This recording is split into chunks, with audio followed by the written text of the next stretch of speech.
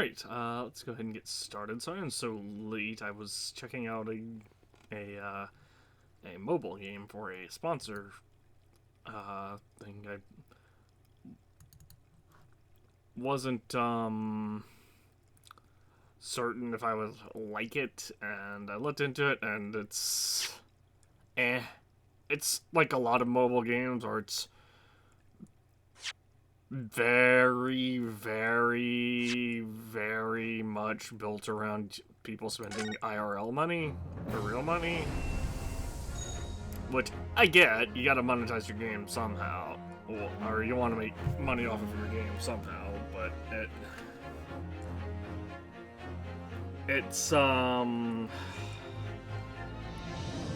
of the most predatory ones I've seen, because there are a lot of levels in it that are just like straight up, no matter how skilled you are, like it's just straight up level slash equipment checks on your characters. Like, oh, are you using strong enough, no matter what strategy you use, if your characters aren't strong, which I get to an extent, but it's like, you clear the previous level with no problem, and then it's just big, massive wall. It'd be like going against...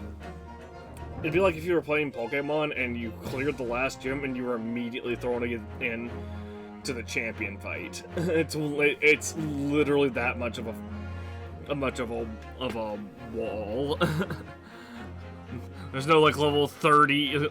There's like you beat a level 40 ace of a gym leader, and suddenly the wall is just a bunch of level, and suddenly every trainer after that is like level 60. Has like mid 50 to low 60 Pokemon. But anyway, let's move on and actually play this game, a much more interesting game. We're in the second part of the investigation for Trial 4. We actually almost lost the trial the previous day, because for some reason Ryunosuke is too silly to be like, wait, if you were infiltrating the Red-Headed League in place of, or it was to ask, Daily Vigil, if Gregson was, or if he was infiltrating the League disguised as Gregson, why did Gregson have this wig with him? Anyway, 2nd November, 3:38 p.m., Sholmes' Suite. I don't even know why I said September. I guess all the S's. Oh, you know what? It was S-E, and then I read Ember as well, so I just jumbled, like, everything here together. Still can't quite believe what just happened. I know. I inquired with the bailiff after the court session was adjourned, and it seems Mr. Vigil was taken to hospital to recover. Yeah, he got mind crushed.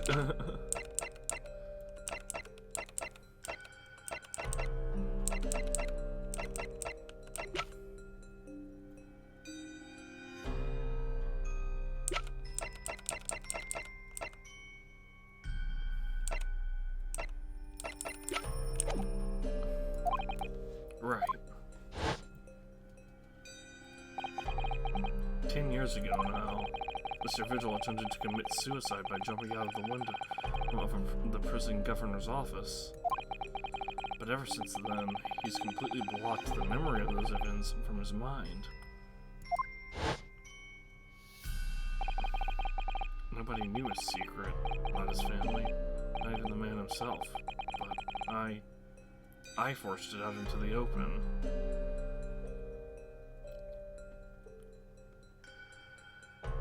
I mean, I feel like that's a bit of an overreaction for, hey, the guy you were supposed to execute wasn't like, the execution didn't take or something like that. Especially because the coroner, Dr. Seeds, confirmed the death of,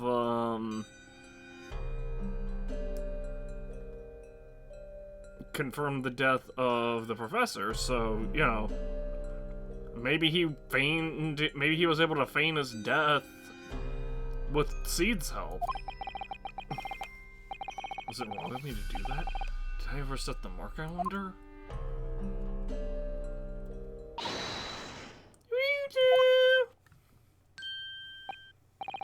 Oh, Iris. You're miles away. Anyway, I brought a fresh pot of soothing tea for you. Oh, thank you. Susie, have had an exhausting day so far, haven't you? Oh. Thank you, Iris. How thoughtful of you. Do you happen to know where Mr. Sholmes is? When we came out of the courtroom back into the defendant's antechamber, he disappeared. No, I don't know. He just suddenly sprang to his feet and left. All he said was, I must leave. I wonder if he's pursuing the mystery of Inspector Gregson's death. Well, you know what Henry's always saying, don't you? The mysteries in this world that should perhaps never be solved. For the construction of a solution comes only at the expense of the destruction of something else. What's that mean? It's rare that when you open someone else's old wounds, you often open your own too. Perhaps this can't take his own advice and they fall enough anew. Solving mysteries is too important to him. That's so true. And that's what I like about Henry after all. I suppose that's a lot of a great detective in some ways. So then, I'll talk to you, and then I'll give you a hand. Oh, do you have time, Iris? Yes, I finished this much manuscript at last. With barely a day to be spare before the deadline. Oh, I'm so looking forward to it. A brand new story in the adventures of Herlock Sholmes. You know, I always had Harry was swinging in the days before the deadline. You do? Poor Mr. Sholmes. I'm sure that's very wise, Iris. How sensible of you. Now, my dear Iris, let's make a plan of action before we continue our investigation. Can you tell me about this gun? Iris, have a look at this. That's alright. I thought you were supposed to say objection. Well, like when you present evidence? No, that's only in court. That's not fair. If you won't say that, I won't look. Objection! Yay! That was great! Right, next! Alright, I get the message. Someone's not in the mood for looking at things.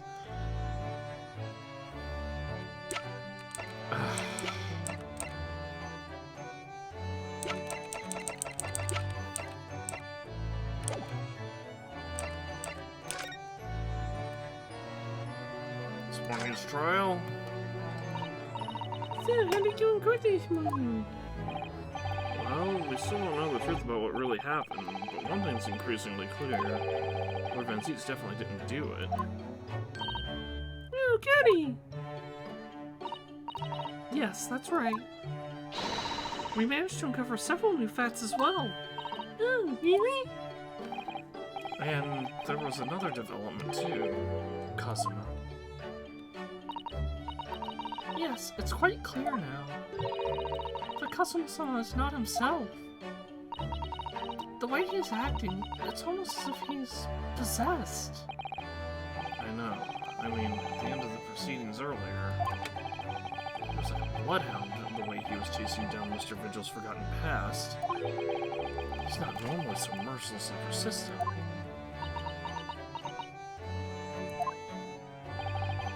What's going on in his head, I wonder? I really need to sit down with Cosimo and try to understand what he's going through. The Reaper's innocence. If Gregson was really murdered the day before his body was discovered, then Lord Van Zieks has to be innocent, you see. What? Was he before? This be easy enough to work out just by examining the corpse, surely.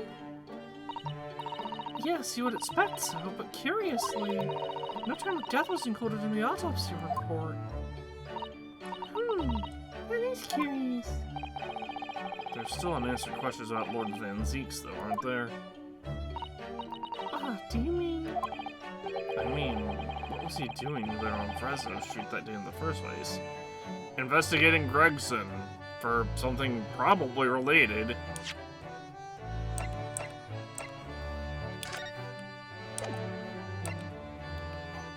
See, I thought it was going to be the other way around. I thought Van Zieks was going to be investigating the Redhead League, and Gregson was investigating the Reaper. Well, according to the man's testimony, he said he was investigating Inspector Gregson, didn't he? And it turns out that little room was actually the inspector's secret office. That says again something wonderfully self-surprised. Then how is that notice board there covered in all those particular papers? It was about cases with a link to the Reaper. I'm starting to get a bad feeling about all this.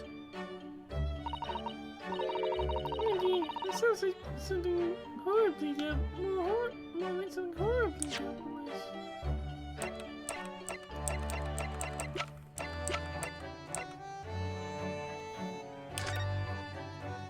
Maybe they were doing. Maybe he was. Grayson was also investigating the Reaper. The Reaper not being Van Zieks, clearly.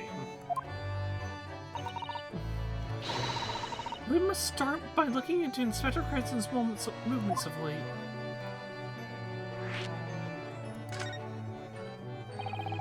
I never imagined a man to be investigating an inspector's movements. Well, according to the entry in his diary, he was carrying out an incognito investigation of the Red-Headed League the day before his death. Oh, he was doing the same as Hurley? Well, Mr. Sholmes was trying to apply, whereas the inspector was supposed to be investigating. I do wish it had been the other way around. Anyway, as it turns out, the inspector who went to investigate the Red-Headed League that day wasn't actually Gregson at all. It was Mr. Vigil in possession of Gregson's ID. You know what that sounds like to me? Establishing an alibi.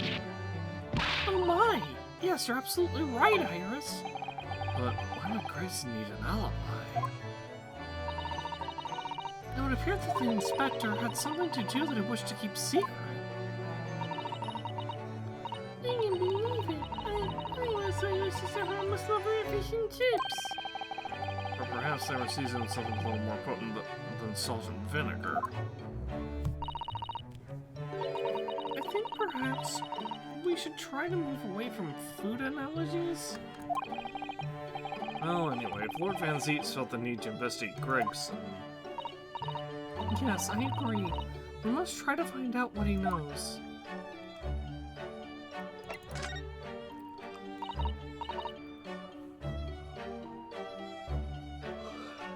Sorry, I yawned. Wait till you say? Was that the name of the lady who came to visit Hurley yesterday? That's right. To ask Mr. Sholmes if he would help her to find her missing husband. Well, Mr. Sholmes completely passed the buck to us. Actually, didn't you say that Mr. Vigil had been taken to hospital? Do you know which one? Ah, it's St. Sinners. Of course it is. I'm starting to wonder if all the other hospitals in London have closed down. That's amazing, Luna. You found the lady's husband already. Well, I suppose I have, by accident. And 10 years ago, while Mr. Vigil was the chief warder at the prison, he was responsible for overseeing the professor's incarceration. No. So when the convict escaped, he was held responsible and immediately dismissed. Sometimes I really don't want to go on. There's more. For 10 years after that, when he was ostensibly working as a peddler, he also had another secret job. He was paid by Gregson to be a stand-in, to impersonate the inspector. To impersonate Gregson? But why? I have absolutely no idea. King, right. I'm starting to think all that does are kind of good now. Except you, Nunu. I haven't paid anyone to impersonate me. Yet. That means he has ties to the professor. And to Inspector Gregson, though. So I do think we ought to pay Mr. Visual a visit to Mr. Visual, don't you? Back to St. Sinners, then.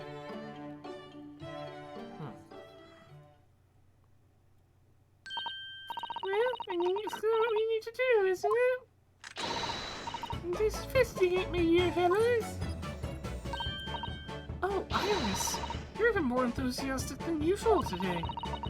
You didn't realize you need to hide my special Wilson string. I will soon set them straight. That water pistol?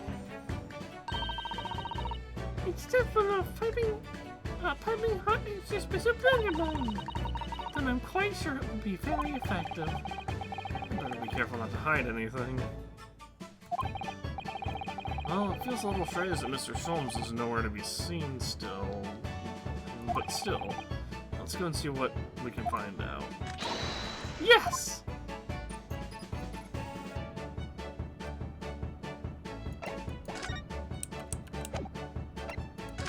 Alright, I guess we move. Oh, we can't actually go. Let's stop by the crime scene and see if there's anything else here. 2nd November, room on Fresno Street.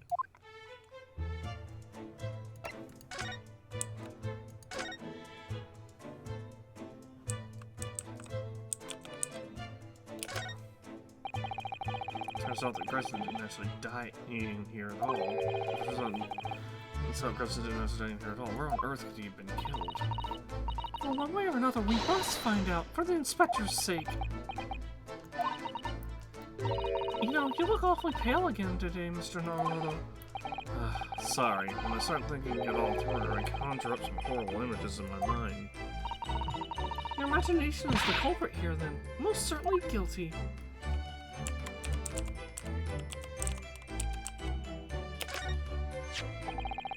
Catches your eye as soon as you enter the room, doesn't it? It's such a bright color, it certainly makes an impression. Yes. They can't possibly commit any crimes, can they? I mean, redheads stand out like a sore thumb. I'm afraid with our jet black Japanese hair, we stand out almost as much here in London. I suppose that's true. You mustn't think of committing any crimes, Mr. Naruto. I wasn't.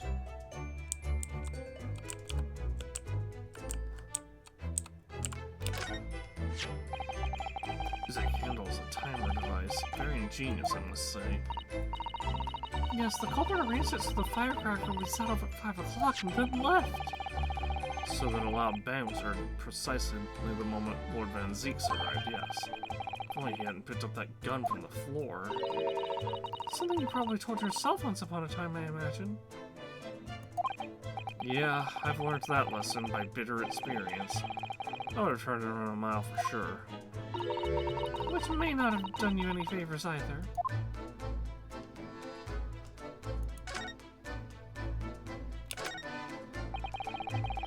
There are details of cases stretching back over 10 years on this notice board.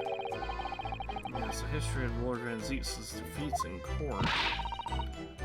I don't think that's an appropriate description. Although, when you consider everything on the board, it's certainly true. That all these people had a background of dubious dealings. And in the end, of course, the board itself concealed the inspector's own death. Oh my, it really does bear thinking about.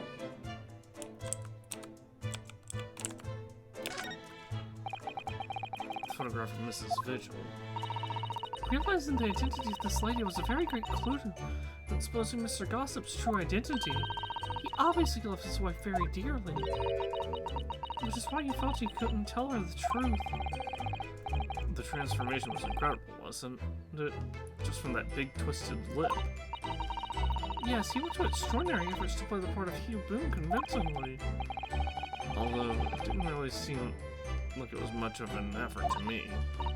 Now you say it, I have to agree. It's almost as if that was Mr. Vigil's true character. People really are very hard to fathom at times.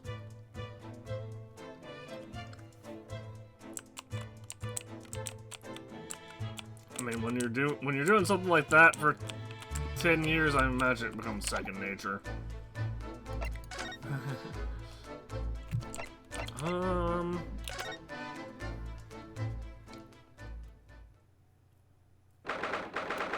Second November, local prison, cell 1.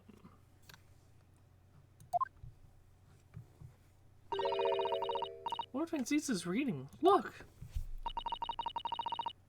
He doesn't seem like he wants visitors, does he? But he mustn't notice that we're here, surely.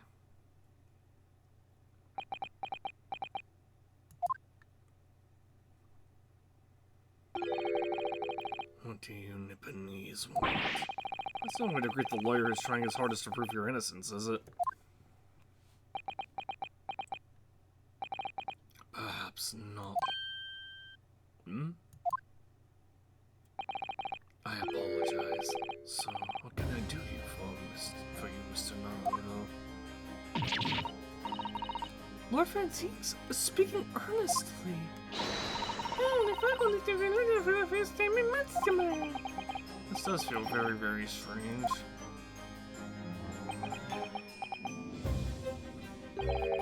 I must say, I was impressed. Oh, well, thank you. Not by you, by your fellow Nipponese, your prosecutor friend. Oh, I see, yes? It's sardonic, don't you think? For a man such as me, so loathing of the Nipponese, to be entirely at the mercy of the two of you. I suppose. It's retribution for having played the part of the Reaper all these years. Played the part? I have something caught in my teeth.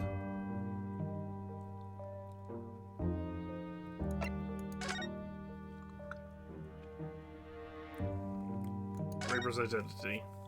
You once told me that you gladly allowed people to believe you were the Reaper. Does it help reduce the amount of serious crime that took place in London? If keeping quiet and playing the part benefits the cause, a cause I myself am committed to pursuing, then why not would I choose to say anything? But the henchman of a criminal killed by the Reaper attacked you only the other day. And that was just the most recent of many attempts on your life, wasn't it? Someone's clearly profiting from your silence about all this. Someone is using you. Believe me, ever since the Reaper first appeared, I've been doing my utmost to expose him, or rather, expose the organization.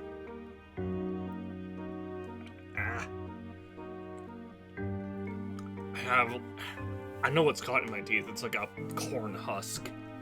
Or like, is that the right word for it? Like the surrounding part of the corn.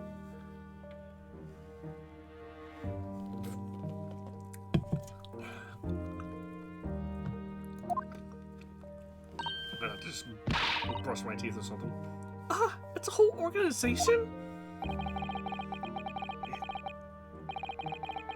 It's inconceivable that all those accidents are orchestrated by one man. No, the Reaper always appears to have very accurate information about the accused in each case, which can only mean that somebody at Scotland Yard is involved. Somebody? You can't mean... It's taken me many years, but I finally identified the central figure in this Reaper organization. Elias Gregson. No! No! Gregson? The Reaper?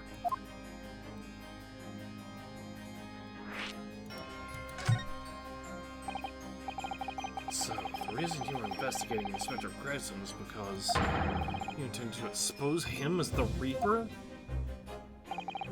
As I said, the Reaper of the Bailey is no single person. It's a highly secret organization with close ties to Scotland Yard. But there's no doubt that Gregson was a key member of that organization.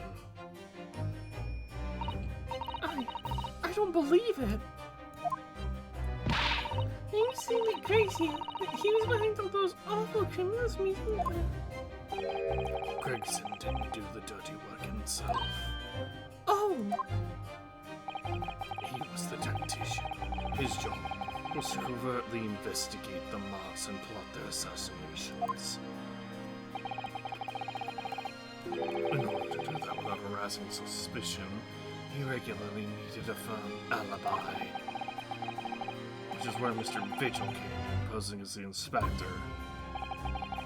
Vigil knows nothing of the Reaper, but the room he rents on Fresno Street was almost certainly the headquarters of the operation. Gregson would have met the assassin there for briefings. So we don't actually know who carried out the killings then? Actually, I do have a name. What? Well, if you can name the man, you have the true identity of the Reaper already then. Or if I can name the woman.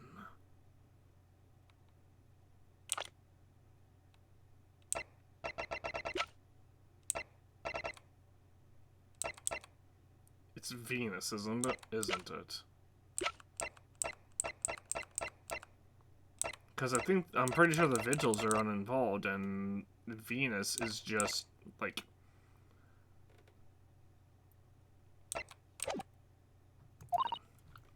Oh. She's a young woman by the name of Asa Shin. Wait, what? Shin? Another Japanese.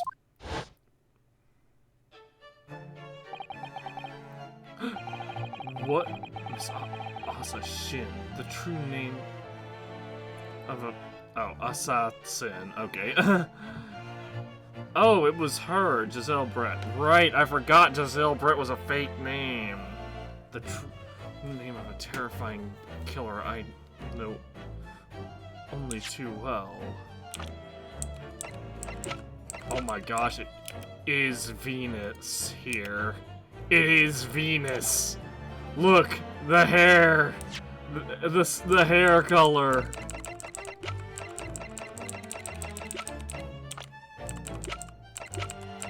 Same hair color.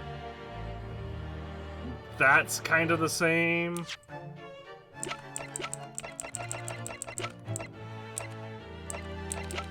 Wait, Giselle Brett was killed in the first... Or she was killed in the first trial, or wasn't she? Unless that was a faked death?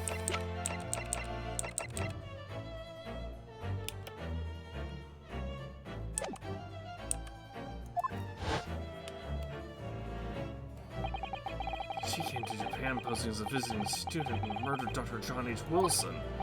Then, just when it seemed that diplomatic protection would help her escape Japan and conviction, the mysterious woman herself was murdered in a small summer beach hut. And that woman was actually the Reaper of the Bailey?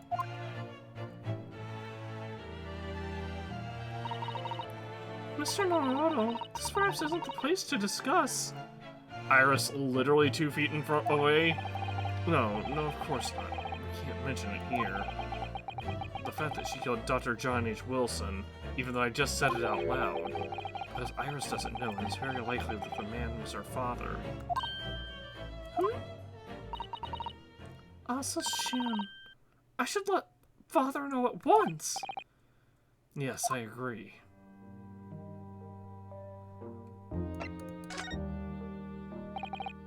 Kazuma, is it? Kasuma Sogi. You see, he's a friend of yours. My best friend. He's the whole reason I got to come to Britain. It was all on his merits. I have nothing but respect for him. Yes, I understand that only the very best students are selected for such opportunities. I had a fine demonstration of how sharp he is in the proceedings earlier today. He missed nothing. In fact, his flawless performance very much reminded me of his father, Genshin Asuki, the professor. It's true that the aristocracy at the time was the root of numerous grave societal problems. They were abusing their power, playing with the common man as pawns in politics, in economics, in war. In many ways, Asuki was carving out a canker from society that we British couldn't deal with ourselves. Ah, I see. What about your brother? But that's precisely why it makes no sense. Clint Van Zeke was a noble and upstanding man. He wasn't corrupt. Why did that damned Nipponese have to go and take my brother's life? In spite of having once saved mine. He saved your life? How did that happen?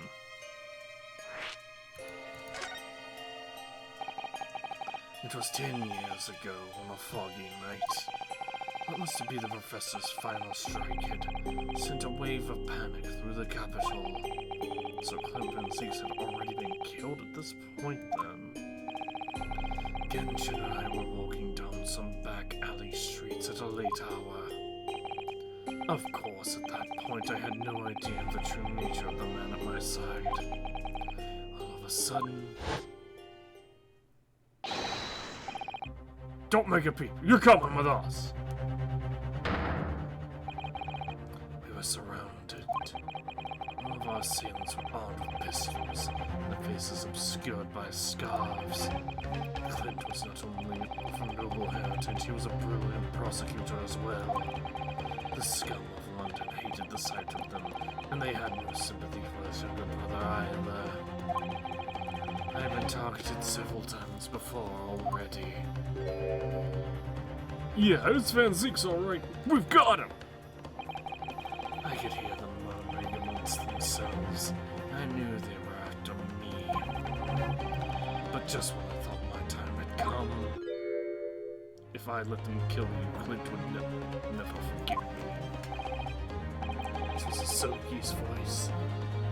Just a whisper in my ear.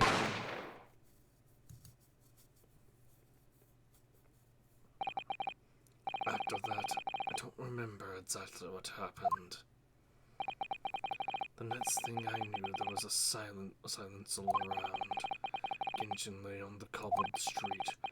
Blood was seeping from his left hand. He'd shielded me. 2 days later, they arrested him on suspicion of being London's most notorious mass murderer ever, the Professor.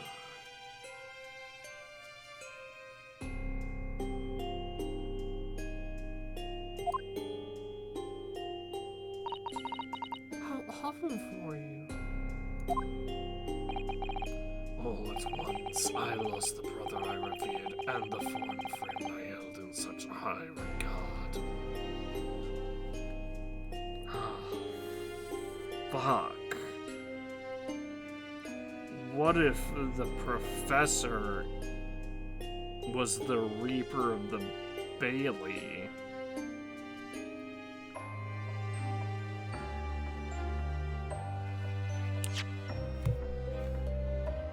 And they framed Genshin Asogi, like the whole organization. Because obviously, Asashin, aka, which I'm like very suspicious of being Venus here, aka Giselle Britt, like, I feel like that's very much the, I'm gonna be, like, 100%, I have not played this before, so if it does go the way that I'm thinking it's going to, then whoops, I called it again. But I'm like 99% sure Venus is just Giselle Brett, and she like her death was faked. In Japan was faked.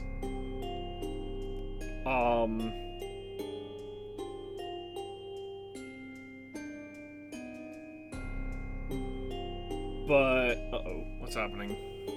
I had the ring of my computer is doing something that's not supposed to be doing. Also, let me close Discord. Anyway, as I was saying, I'm pretty sure Venus is Asashin, aka Giselle Brett, who is, I guess, the Reaper of the Bailey. But what if she was also the Professor?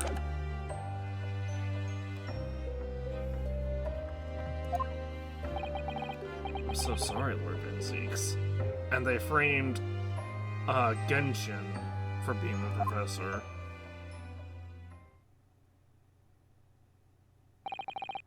That's the end of my miserable tale.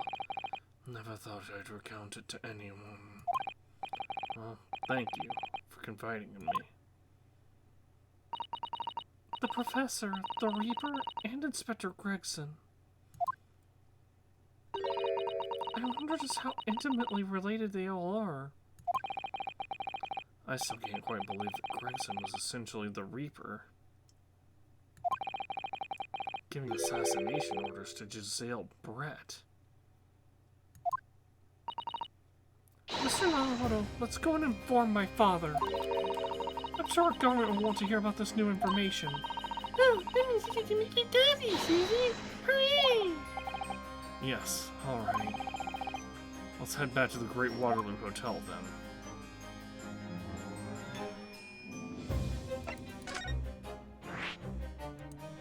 New location added. Well, first off, let's go speak to...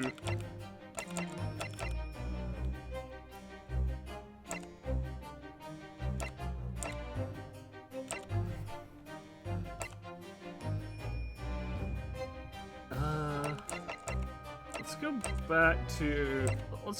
Let's go see Vigil first. 2nd November, St. Sinners Hospital, Ward 3.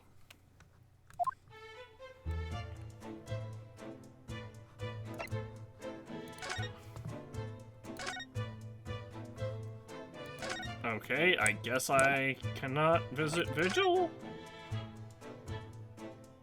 Perhaps we should leave Mr. Vigil in peace for the law has only just been admitted. That's weird, because we definitely... they definitely said, hey, let's go talk to him. 2nd November, Great Waterloo Hotel, hotel foyer. I thought it yesterday, and I think it today again today. This place is so princely. It's a wild guess, but I have a feeling you'll think the same tomorrow, too. My dears, if I hear fragrance to whenever there's a real tea room here, then, wouldn't you say? Ah, look who we have here. This is an unexpected pleasure. Father! Oh, is this your day, Susie? How lovely! What a charming young lady. And you are? Ah, really? So you're the author of The Adventures of Herlock Schultz, Or... It's me, Pirates Wilson, at your service here. Tess has been such a wonderful friend to me over the last year, you know. Well, Miss Wilson, I must say I read your work regularly and with much interest. I was such a bliss with Mr. Schultz, you know, Father. Is that so? Well, how does that go in some way to explain that bright look in your eyes?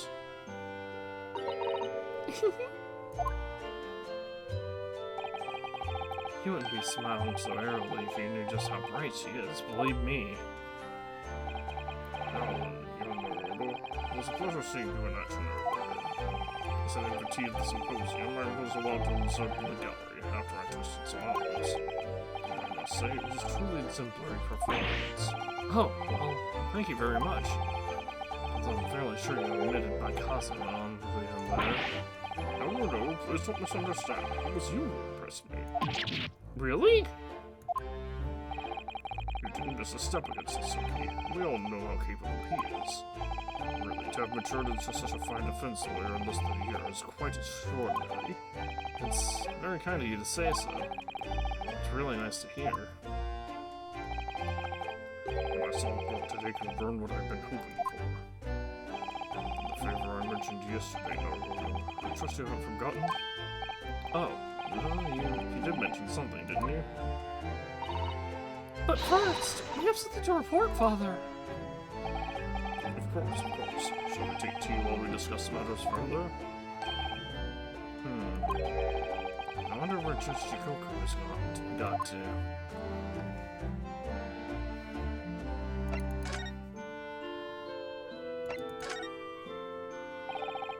I haven't seen Judge Chikoku for a while, have you? Guilty. But that guilty is still ringing in my ears. No, you mentioned that I haven't seen him since this morning either. I suppose it's the symposium's opening was postponed. He'll have gone to explore at the Great Exhibition. That reminds me of something you mentioned yesterday. About Judge Shikoku having what's been in the dock himself? Oh yes, it was all tied up with that accursed trial. The closed trial of Kasuma's father. Sessuro was trying to mitigate Genshin's guilt, so he took the stand to testify. But he got a little carried away and actually managed to break the witness stand. Oh my! He also said some contemptuous words about the British Empire from which he was charged. Oh dear, although it's worryingly easy to imagine him doing that. Well, it was all right in the end. He was acquitted and we returned home to Japan together. Thank goodness. Oh yes, talking of Sessuro, I have a copy of the photograph we all put together yesterday, please. Oh, what a lovely picture! Since the shot we've arrived in Britain. Commemorative photo has been entered into the court record. Photograph taken in the foyer of the Great Waterloo Hotel in the morning of Professor Mikotoba and Fujigoku's arrival in London for the symposium. What is the relevance of this going to be, I wonder? None of us had any idea what was going on when we took that, did we? I mean, I don't know what we're gonna need it for.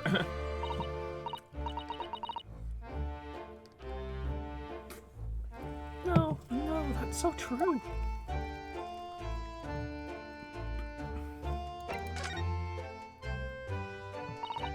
Father, do you know about the so-called Reaper of the Bailey? I've heard rumors. Some members of the judiciary explained it all to me yesterday.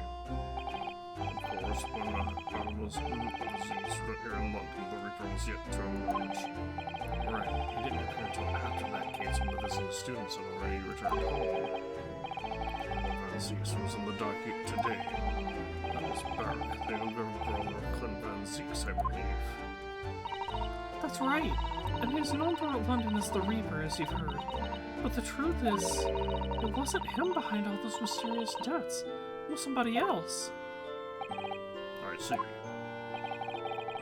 So what you're saying is there's been a professional killer at work here? An entire organization, and she's still here.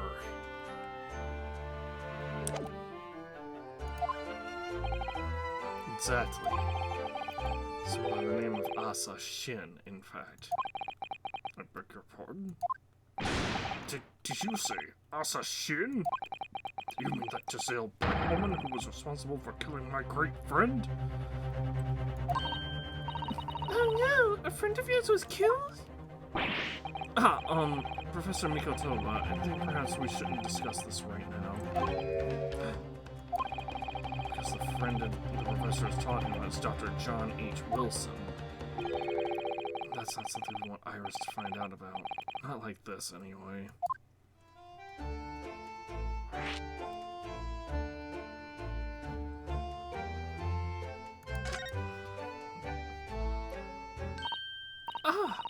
I've just remembered something. Biscuits! This hotel has the most delicious looking biscuits. That was rather out of the blue. She's doing this deliberately.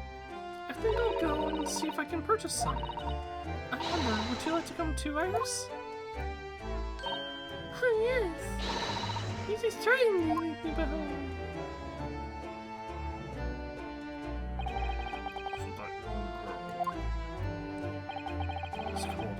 Wilson, is she?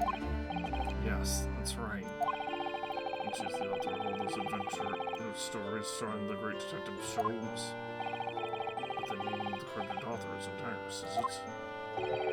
It's Dr. John H. Wilson. Yes, I know. That's the name of her father, you see. Her father.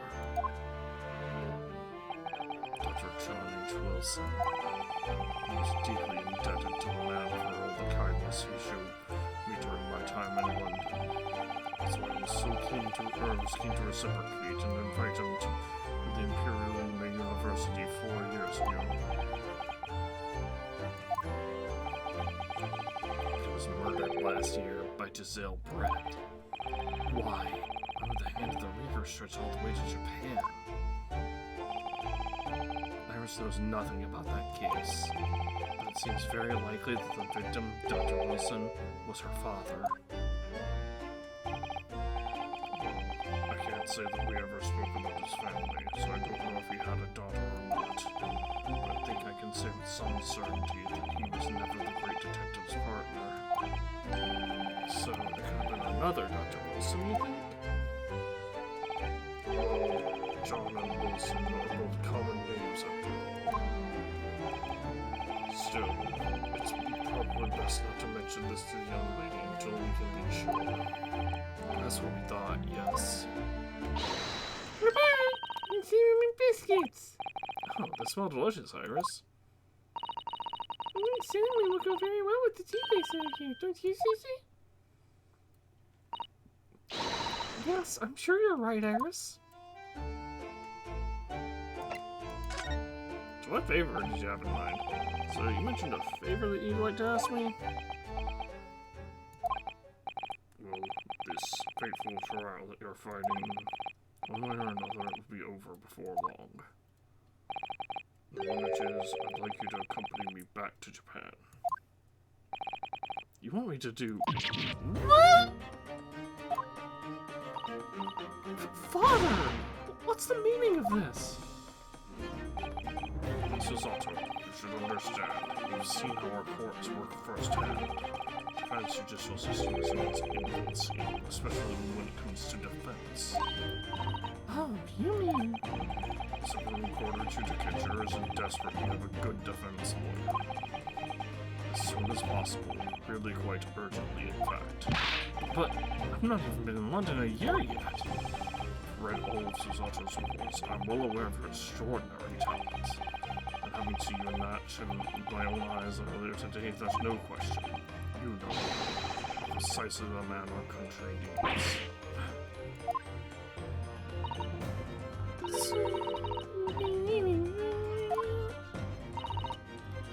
But what am I supposed to do, Father? You came here to serve as Asogi's judicial assistant. Yes, she's supposed to be Kasuma's assistant. Our government is still in the process of deciding how best to deal with his situation, though. You've always chosen your own path, Susato, and I trust your judgment in this matter also. Father! please. The pair of you don't look so downcast. It's merely a suggestion, you understand. A hope, if I'm honest, but I won't force you. All I ask is that you consider it and come to a decision by the time this trial concludes. Well, clearly that's not going to end up happening because there's another episode after this. Yes. All right.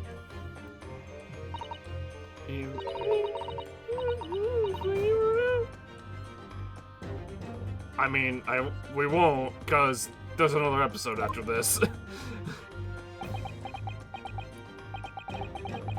hadn't even crossed my mind. Up until now, I've just been trying to do what I believe to be Kazuma's will. It turns out that he's still alive, so... where does that leave me?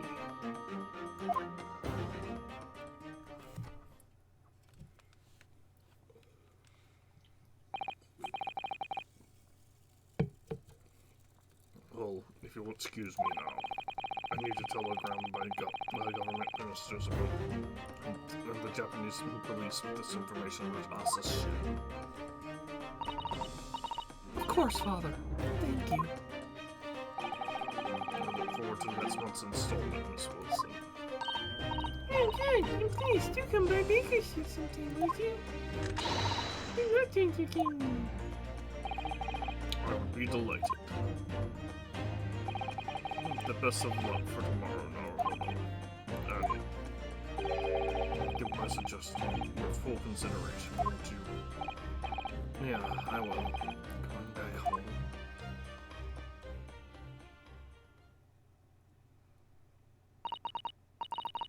You know, Kazuma-sama has always meant a great deal to my father. I'm sure he'd love the chance to meet with him and talk to him about all of this.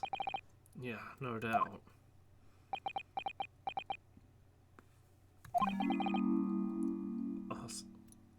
Asa-shin. Of course, it's so obvious. Asa-shin. Of course, it's so obvious. How could I have neglected to consider the possibility before now? Mr. Sholmes! Hey, where have you been? What? Hey, I joined you over tea, of course. An extraordinary question. I didn't notice you at all. No matter, no matter. Anyway, to more pressing concerns. Mr. Naruhodo. Oh, yes? I must dispatch a telegram to your country at once. It is a matter of much urgency. To Japan, you mean? Tell me, to whom can I entrust the task? Quickly now. Who? My father has just now left to send a telegram to the Imperial Police Bureau of Japan himself. I see. Well, you look reliable enough for a bearded fellow. I don't think what Father sports could be considered a beard, Mr. Sholmes. There's not a moment to lose. Kindly ask this to your trusty unshaven father. Ask your trusty unshaven father to see if this is set. Herlock Sholmes.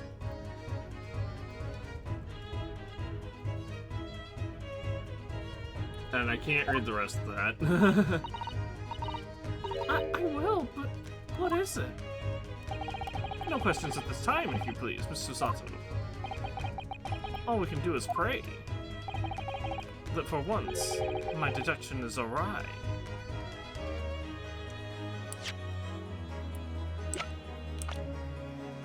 I believe it's unfortunately right on point. Does that imply your deductions are normally correct, Mr. Sholmes? Which isn't exactly... Now then! You may be surprised to learn that I am a very busy man. I certainly have no time to hide behind sit. He is in eavesdrop on other people's conversations. So that's what joining us for tea meant. I leave the sending of this in your hands then, my dear fellows. Ah, wait a minute, Mr. Sholmes! You just started me laugh, didn't you? I'm quite at peace. And left the unpaid bill for his tea behind, too. I must catch up with Father at the telegraph office. At once! Owen goes kept straight away. And there was me thinking everyone would be clamoring to pay Mr. Sholmes' bill.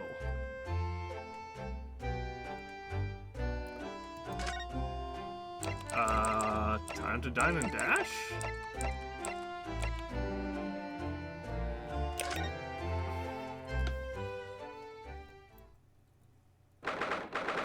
Second November, St. Sinners Hospital, Ward 3. This is the word where Mr. Vigil was brought, apparently. To be frank, I'm a little worried about seeing him again. The lawyer. Hello again.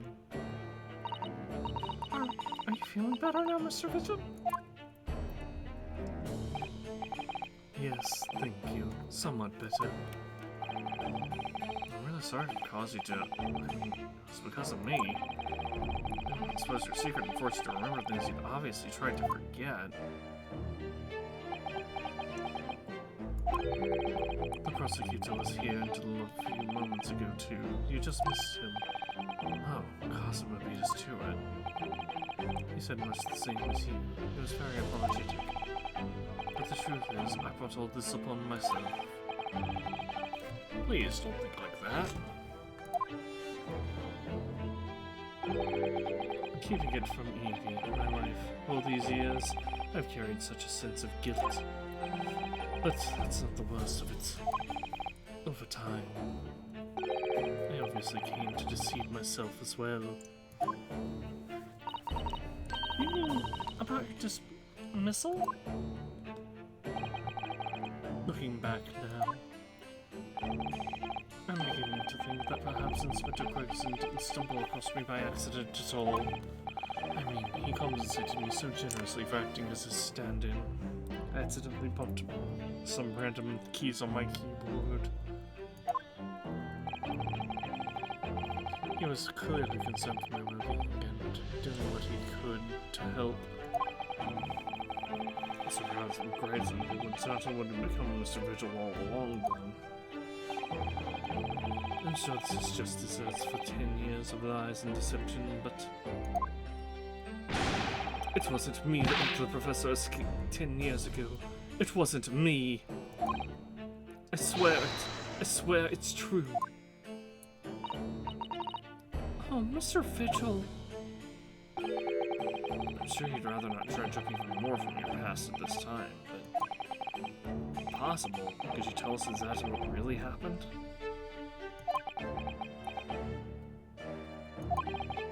I want to. I need to get all this off my chest. I want someone to tell me what I should have done.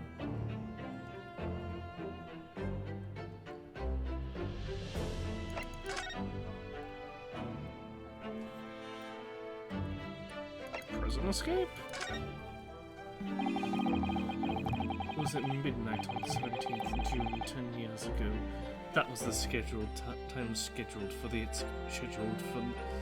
execution. The professor's execution never actually took place, did it? Or rather, the execution itself must have been used to affect the plan of escape. I hardly dare to imagine what a chilling plan it was. Barclay is renowned for being the highest security prison in the country. Everything that went in or out of the place was searched multiple times. But there was one notable exception. Or rather, one notable loophole. Something that was never questioned. I have a feeling I know what that loophole was now. The coffins into which the bodies of the executed convicts were placed, correct? Yes. Once the coroner had confirmed the death of a condemned convict, the body was taken in its coffin for immediate burial in Lowgate Cemetery just behind the prison. The chief warder first had to sign the necessary papers. And after that, no member of staff was permitted to touch the coffin containing the body again. When executions took place, only the executioner and the coroner were permitted inside the chamber. I would wait in the adjacent room for word that the condemned convict was dead. On that occasion, once I had confirmation, I went into the mortuary to find a lone coffin as usual. The procedure was that I would sign the paperwork having checked the coffin, then nail it shut. But for some reason that day, the coffin was already nailed shut. No! I didn't think anything of it at the time. I assumed my deputy must have checked the coffin and nailed it shut before I arrived. So you mean The coffin contained... Yes, I can only imagine that Asogi, having escaped his execution somehow, was alive inside the coffin. The coffin was then taken out through the main gates and deposited in Lowgate Cemetery. presumably there wouldn't have been enough air inside to breathe for long. So in the early hours following the burial, somebody dug up the coffin again to set Genshin free. But in the end, he was fatally shot in the graveyard anyway. What on earth really happened in Lowgate Cemetery that night, I wonder? I bet it's because there was someone there who wasn't supposed to be there.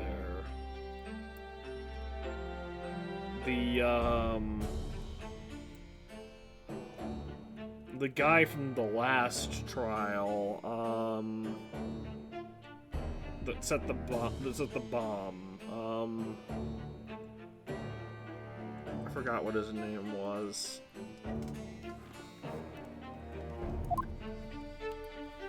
I'm afraid I really don't know. All I can say with certainty are two things. Asogi couldn't possibly have escaped that way without help from somebody working in the prison. And that somebody was not me.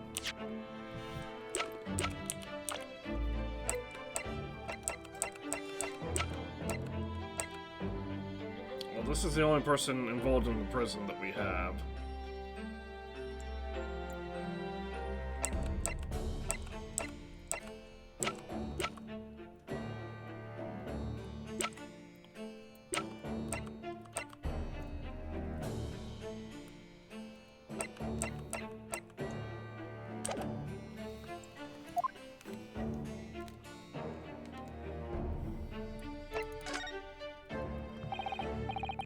So you knew the man then? The professor, I mean. Genshin Asogi. Yes, I remember him well, in fact.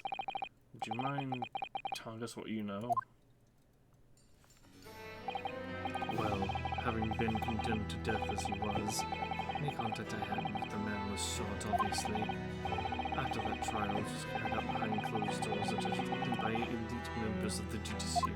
They called for his execution to be carried out at the earliest possible opportunity. The outcome of the trial was even set from the beginning, wasn't it? It was a time of delicate diplomacy when Britain and Japan were in the process of signing an important treaty. That meant that this potentially this destabilizing case had to be dealt with swiftly and discreetly. The man had less than a week in total. As I was the chief warder, I oversaw his short stay in the cells until his final hour. I remember being struck deeply by his noble character and incredible resilience. What do you mean exactly? He was a killer of many men, but he was always quiet and polite. He was a gentleman, a man of intellect. In fact, I couldn't bring myself to believe what he'd done, so I asked him one day.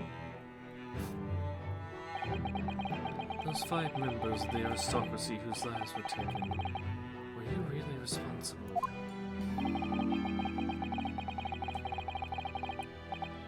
I'm guilty of the unforgivable crime of ending another human's life, yes.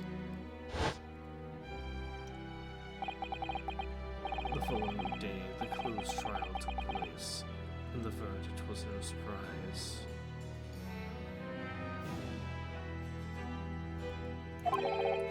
Guilty. That night, was brought back to his cell, I saw something unusual. Something unusual? What? The last will and testament of Genshin Asugi.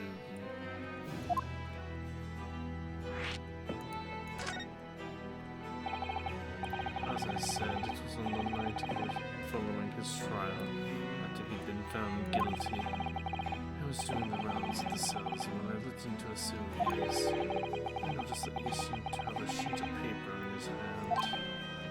Ah, his last will and testament, then, presumably. As soon as he noticed me, he hurriedly shoved it behind his back. But why did you find that so unusual? Is it normal for the man to pen a will when he knows his death is nigh? Yes, that's true, but there were special conditions to Asugi's incarceration, you see. What sort of conditions? Well, even though he was held in a cell designed for condemned inmates, he was allowed to keep his personal effects with him, with one exception. Really? He was allowed his things? That is unusual, certainly.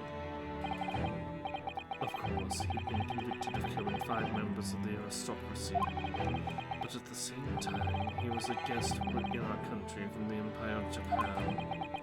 The powers that be were determined that his final days shouldn't be needlessly uncomfortable.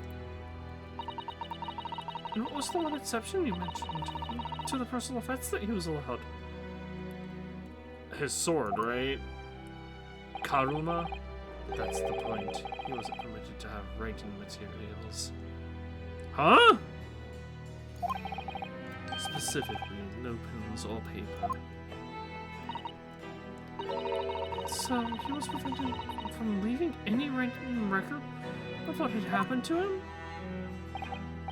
Yes, that was the long and short of it. I have no idea where he obtained that paper. Any writing materials would have been confiscated from him upon his incarceration. As I said, he hid the paper behind his bag and then he pleaded with me. What did you just hide behind your back?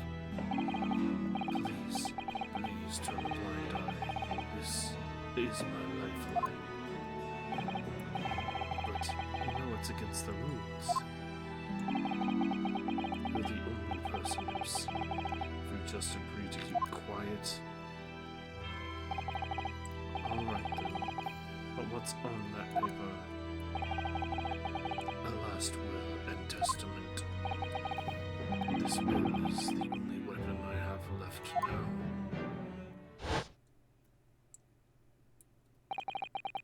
How can a will be a weapon? So I decided to pretend I'd seen nothing, and I let him keep his will. But then later, it just seemed to vanish without a trace. What? What do you mean, it vanished? It would seem that that's at the end of the story of this mysterious will.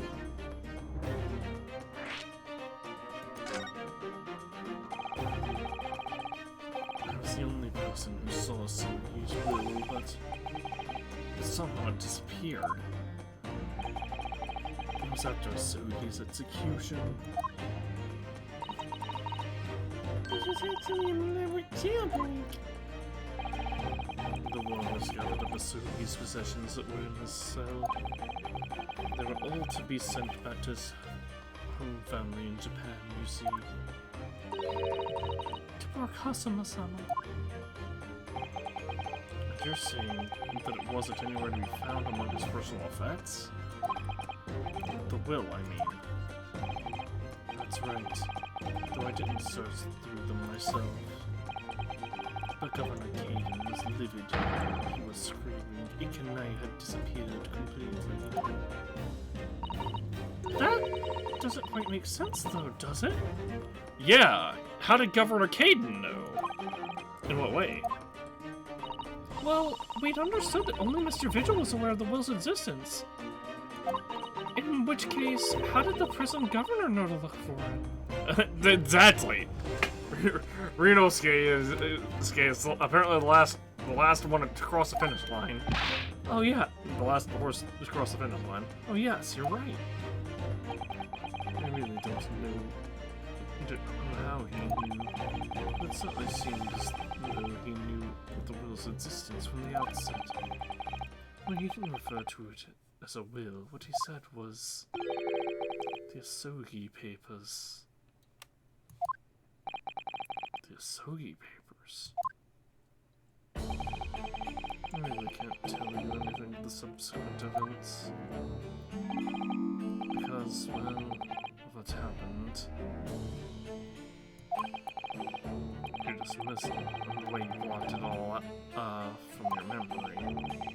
I forgot all this until today. I don't suppose it's relevant to the case, though. Well, anyway, thank you very much for sharing it with us, Mr. Vigil. We're very grateful.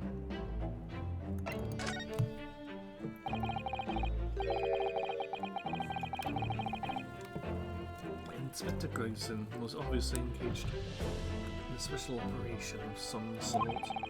He was investigating something that the Scotland Yard couldn't know about. The details of the Reaper's remarks, yes. It was when he had to carry out those investigations that I would take his identifications, and impersonate him. He'd pretend to be an inspector and carry out investigations on his behalf. Oh no, never! A common street peddler couldn't possibly carry out a police investigation. All I would do is go to a specified location and make a little hoo-ha. Just something to leave an impression, so everyone would think a detective called Gregson. They would think a detective called Gregson was here. So that's what you were doing on the day prior to the incident? Yes, he asked me to make an appearance at the park on Lime Street for the Red-Headed League event. So as usual, I flashed the inspector's identification card and was very vocal about my presence. But then you were taken prison, you bent this red-headed fraudsters. Yes. So, I would always make a point of showing Grayson's identification and generally being loud? Well, that's what the inspector asked me to do, yes. That was one way of becoming a mystery detective, I suppose. Not a good one, though. And as you know, I suffered this bruising around my neck at their hands. But the following day, they kept their word and released me. Without returning the inspector's identification to you, however. He had arranged to meet in Fresno, in the Fresno Street room at 5 that day so I could report back to the inspector. But the agreed time, that's when I heard the gunshots.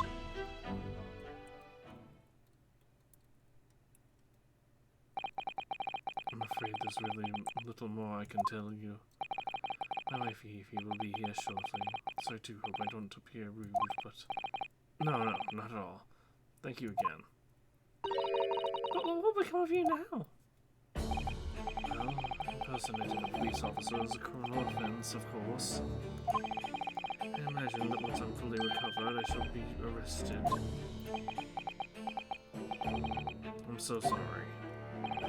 Don't be, please. This is all my own doing. I always knew that this day would come. Well, I wish you well. Goodbye, Mr. Vigil. Ah! Before you go, there's just one thing. Oh, yes? What is it? The Asogi papers. I'd be very grateful if you'd make no mention of the things I told you about them. Presumably for some good reason. It's my understanding that their very existence is a closely guarded secret. If it became known that I'd remembered, well, it could be rather troublesome, I think. I understand. Look, I may not have a choice in the matter, my guy. Some sort of will that Genshin Asogi penned just before his death. Something that self-claimed was his last weapon. I wonder, Perhaps it had something to do with his plan to escape. If there's anyone who might know more about a document that Kazuma's father left behind. Maybe Mr. Vigil's coming. Then we know precisely where we must go. Back to Barclay Prison.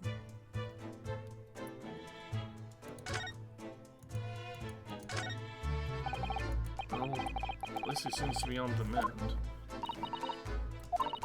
You know, his disguise as Mr. Gossip was quite masterful, wasn't it? Can't remember anything about it except for the floppy lip. I imagine I think his wife would have recognized him. Perhaps. But did he really have to take it quite so far? Well, I was hoping to present the red wig and get more information about that, but... You know...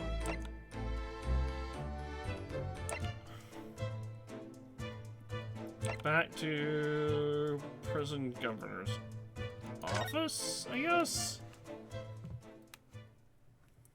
2nd November, Barclay Prison Governor's Office. Oh, back again, you. Yes, hello. I read all about your investigations. I've read the report just now. You found me, Vigil. Yeah, luckily. Well, anywho, Laddie doesn't know you're up there no more. So your case is not to do with Barclay. I would not like you to get the wrong idea about that. Of course, yes. Mr. Vigil stopped working here 10 years ago now, so... Yes, you've seen this prison. He's coming to shop. I can remember. You can very well. So about to be handcuffed biscuit. Oh, you have the handcuffs. As hard as irons, too. So, what you doing here the day? There's something we'd like to ask you about, actually. Is that so? I believe there might have been a document that disappeared from Genshin Asogi's cell. Just immediately... we don't just say, did... I think it's been called the Asogi Papers or something. We're just immediately coming out with this. We're not even trying to be subtle about it.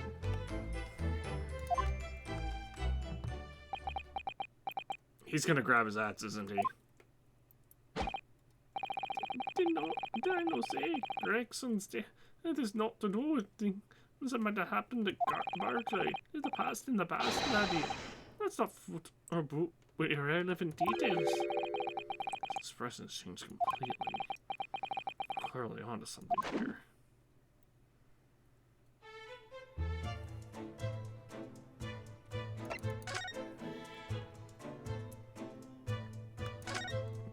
Your old legacy?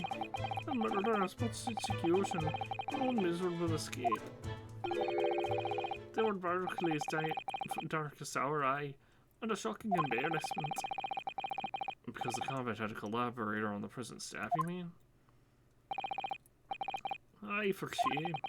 The coroner who confirmed the death of a man after his execution, Courtney Seath.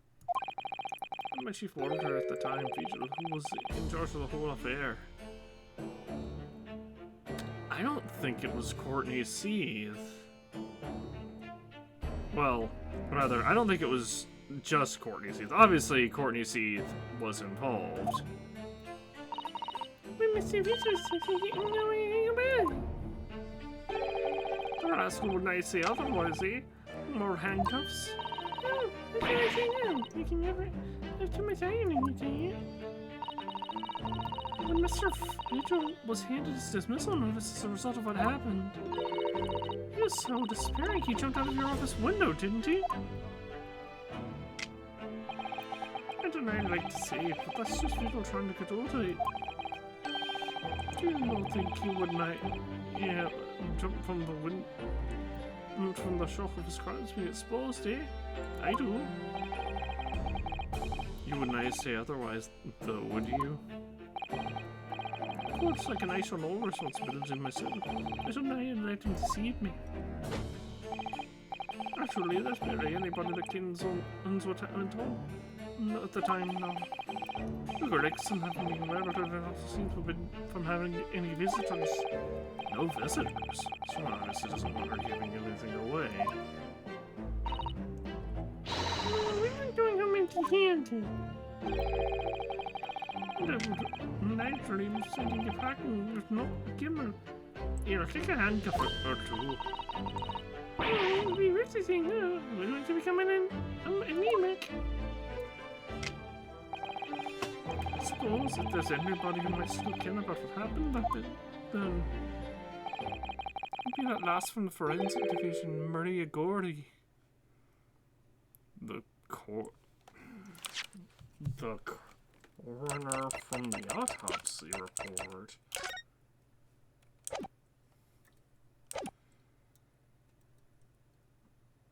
This entire forensic investigation team kind of turned out to be the Reaper or something. Or the Reaper organization. Maria Gory? I see this daughter. She did not have no more. Just the one. But the wee bairns followed in her mom's footsteps. You didn't ever see her with her scalpel in her hand. Ah!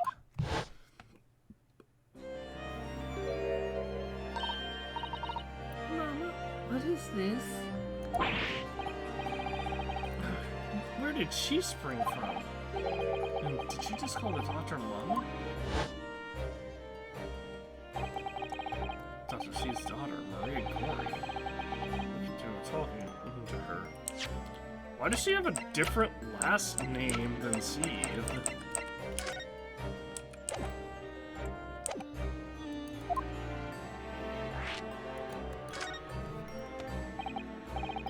So, she's C's daughter, but her surname is Corey? Aye, there's some family history, I'm sure, but I think I can the ins and outs of it. She grew up watching her man work with the bodies as a folk who died in strange circumstances, and she decided to do the same in her own life. Can I understand it, Miss Ella? Perhaps she was driven by a deep respect for her mother. Perhaps she was driven by a deep respect for her mother. Perhaps. Anywho, she was in charge of Gregson's autopsy, I believe. Right, and the coroner responsible for this incomplete report. Someone told me once that we and Lassie always let the round stories about who could bodies. Was there a war who might like see us listen to the funeral marches and lullaby? Or perhaps her mother might have told her about the autopsy for the case 10 years ago. Doubt it. I'd say that there's a fighting chance at least. After all, it was a life-changing case for all of us. I really need to speak to Miss Corey herself about this, I think. Well, thank you very much. I'm happy about any part of this. It took years for all of us to finally forget the whole professor business. Can you not give up on this, laddie? Stop asking pointless questions. I really can't, because it's integral to the story, apparently. I'm sorry, I don't like dredging up these painful memories for everyone. Can you not just stay away? You know, leave me alone. And didn't I come back here, eh? Well, first off, Asogi papers. How do you come to know about that, Daddy? There's no many folk, even here in the prison, who've heard of those papers. Ah, well, I can't tell Mr. Vigil told me. My best friend, Kazuma Asogi, mentioned them to me. I'm afraid our sources must remain confidential, sir. We've been led to believe that the papers are actually the last will and testament, is that right? The professors, or rather, Genshin Asogi's.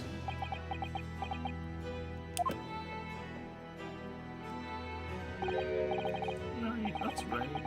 You're well informed, Jimmy. That was at the end of the silent treatment. But then after the convict's execution, it mysteriously vanished from his cell, didn't it? Heavens, no, you're not a tough cock there. I think you didn't quite get your facts straight. Was there in the cell exactly what it should have been? Oh, heard elsewhere. I just have a wee hole in here. I'm sure I can find it. Here we are. See? Last one testament of Genshin Asugi. A calligraphy brush. Of course, I cannot read a word of those Japanese squiggles. Never mind. It says he leaves all worldly possessions to his son back in his homeland. Yes, that's correct. That's correct. That's the gist of it. So these were Asugi papers? Aye, of course they are. It was written by Asugi. No doubt about it. There's no mystery here, laddie. That's your lot. For all the strap, Marshal. Oh, that slicer of an execution. We sent the man's possessions back to his clan in Japan, and that was the end of it. I think we'll make a record of this, Mr. Naruto, just in case. The Asugi papers have been entered into the court record. Last will and testament of Genshin Asugi that Mr. Hito claims disappeared after the convent's execution. Apparently, Mr. Asugi described it as the only weapon I have left. Even before you go on your way, Mr. Naruto. Oh, yes? Those papers are not to do with Grex instead. I prefer if you did name it. I mention them outside this office, or rather. I would not just prefer it. Consider it an order from the highest levels of world government. I Genshin Asugi request upon my death any and all material possessions and wealth belonging to me in London delivered to my son Kasuma Asugi in the Empire of Japan. Is with the silence I set my fate in this foreign land and the knowledge that I will never see my homeland or family again, but I regret nothing about my chosen path.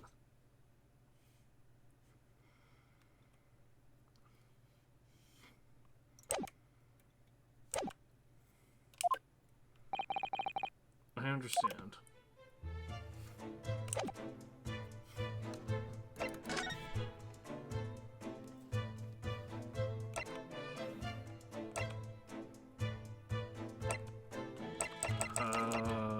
Lord Chief Justice's office? It's the only place that makes sense. We need to talk to the coroner, right? Oh, hi, customer. 2nd November, British Supreme Court, Lord Chief Justice's office.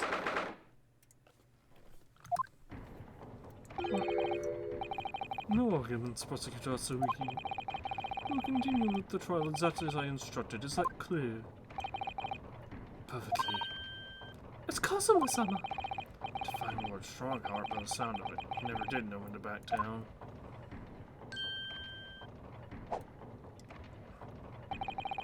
On your way now, Asugi.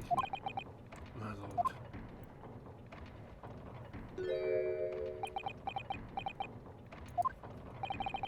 Kazuma.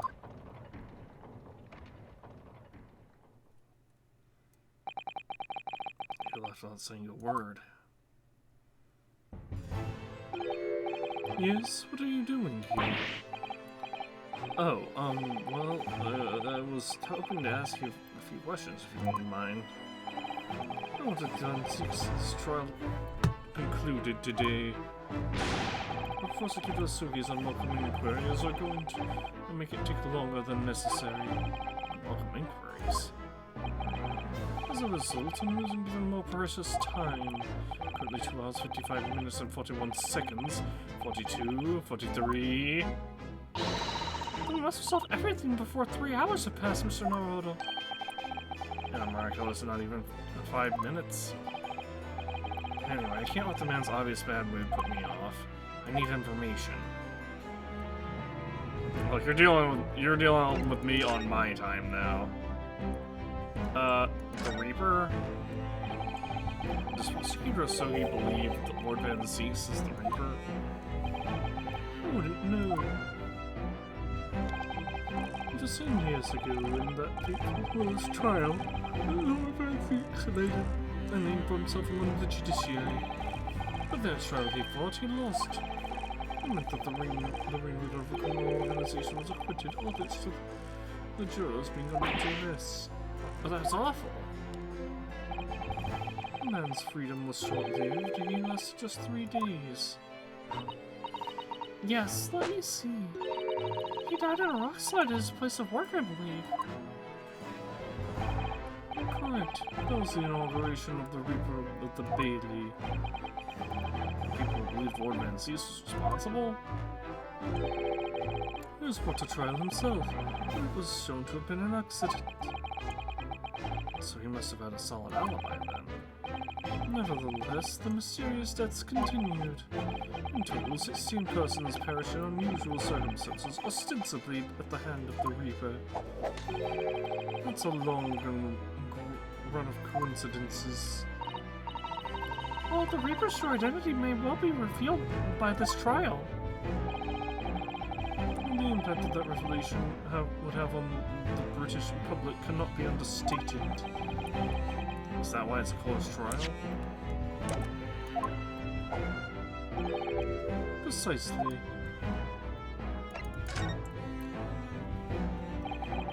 This country hasn't seen a closed trial for 10 years. So the last one was the professors? Or the trial of Genshin Asogi? Correct. Actually, we heard that originally you were going to prosecute in that trial yourself, Lord Strongheart. Vancy entreated me to relinquish the prosecution to him, that he might avenge his brother's death. And here we are 10 years later. But the son of the man Vancy had condemned, now looking to avenge his father's death in the same way. They do say that what goes around comes around. It would seem that the new young prosecutor is harboring some ulterior motive as well. Customers? I like my organization to run smoothly in the exact manner that I prescribe. As with the giant clock in here, to tolerate a single cog being out of step with the others. Ah, so that's what all these big gears, these gears are about in here. If the young man refuses to mesh with the other parts of my great machine, I will be forced to take steps. What do you mean? Not something with which you need concern yourself. He's saying he's gonna replace Kazuma if Kazuma doesn't play ball. Or fire him or whatever. In any case, all your questions will be answered tomorrow.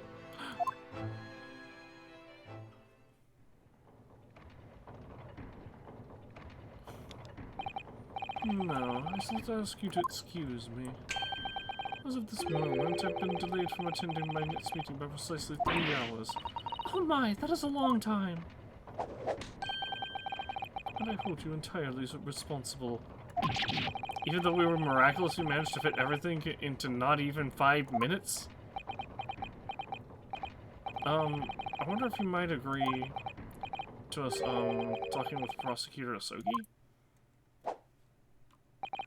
Discussions between the defense and the prosecution outside the courtroom are generally frowned upon.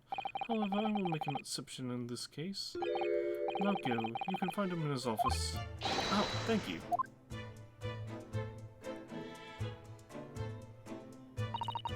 Let's go see him at once, Mr. Naruhodo. Kazuma's my best friend in the world, but I'm really not at all sure I know how to talk to him at the moment. I'm gonna just take a quick second to drop a save. Actually, I'm gonna go back up to the top, because it's been... Oh, hello. I missed a save. I missed 2, actually. 3? I missed a lot of saves. Wow. We'll just save over this one.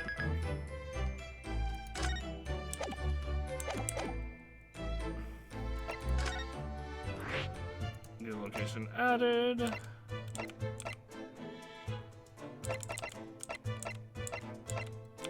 prosecutor's office. Our office of Lord Barrett and Zeus, the prosecutor's building. For the time being, it has become the workplace of Kasumatsu.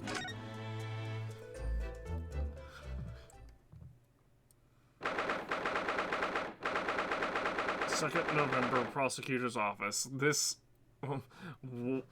what is this?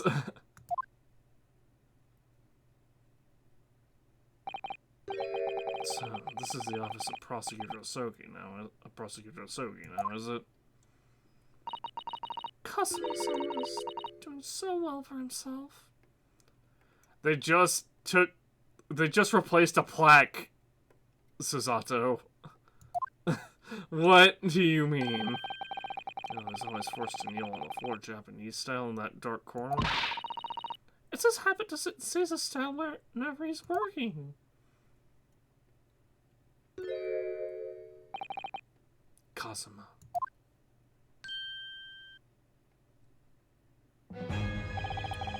I thought it wouldn't be long before you paid me a visit, Ryosuke. I was right about most what I said, wasn't I? Sorry? But you have all the makings of a great defense lawyer. Well, I always believed that you'd fulfill your dream of advocating in British courtrooms. I just never imagined for 1 second that it would be as a prosecutor. Seeing you stand in a foreign courtroom so gallantly realizing your dream, Kazuma-sama. I'm truly happy for you. And I'm truly thankful to you, Judicial Assistant Miko Toba.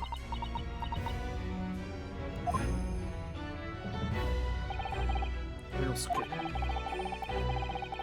I always thought it would be fun for you and I to shake up the British legal system a little together. This isn't quite how I envisaged it, but I suppose it's just another twist of fate. I learned a lot of things during my time in London.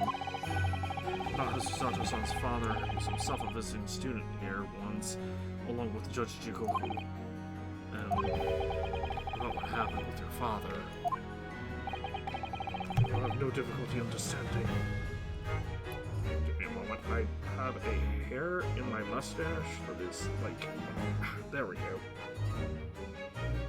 It was like sticking up into my peripheral vision, so I plug it. I had no choice. Why I had to find a way to get that to Britain as a visiting student myself.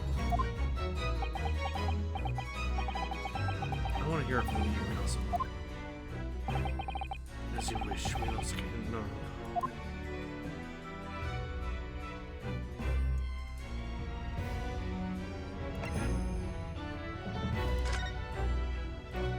Alright, well, first things first. Kazuma, what do you make of this? There's only one place where defense lawyers and prosecutors can discuss evidence. The courtroom. So it seems just too confused by the situation. That's what I make of it.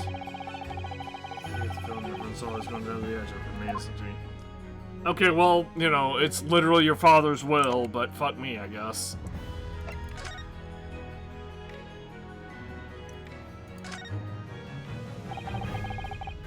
It's getting on for a year now. This is what happened on the SS Buria. We were heading across the ocean from Japan to Great Britain. What a bizarre series of coincidences led to those tragic events. I thought I'd lost my best friend forever.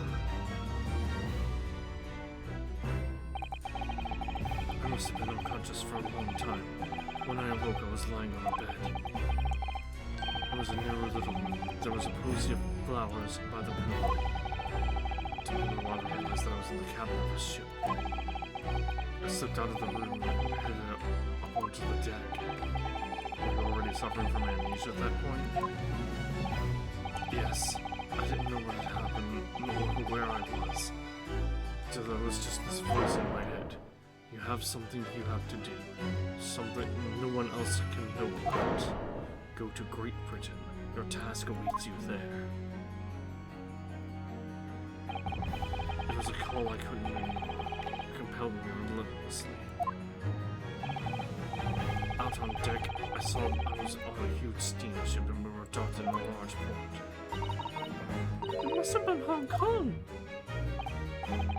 Yes, it must have been. Presumably just before they were due to carry your body off the ship. I had no idea of the situation, but I did have the feeling that this was in some way my last chance. So I concealed myself among the disembarking passengers and went to show them.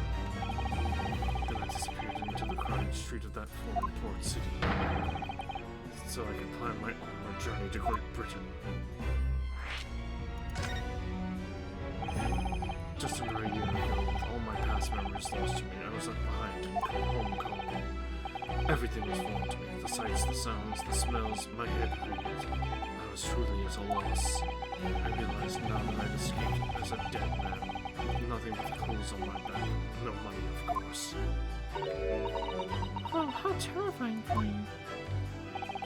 Luckily, though, I had 2 feathers in my cap. One being your knowledge of English, I suppose. That's right. And on the back of that, I was able to pick up some work as a deckhand on the cargo ship. Eventually, after calling at countless ports, I finally arrived at Dover. That must have been some 3 months ago now. Formidable tenacity and purpose showing itself in the end. I mean, the man who lost his memory literally had nothing to his name. But he still managed to make his way to London on the opposite side of the world. Of course, I had no idea why I'd moved heaven and earth to get here at that point. So, how did you end up becoming Lord Van Zeest's apprentice then? That can only be called an extraordinary stroke of luck, really. You see, I was stopped at the border because I had no papers. They took me straight to Scotland, one yard. And by this mere sheer coincidence, Lord Stronghold was there to attempt a meeting. That's what the second brother of my cap came into play. Would that have been your knowledge of the law? Yes, exactly. Lord Stronghold was curious about an Easterner with an intimate knowledge of British law. He took me back with him to the Supreme Court and assigned me to the prosecutor's office. And then, 9 days ago, you finally got your memory back. After the trial involving Drebber. Drebber, that was the name.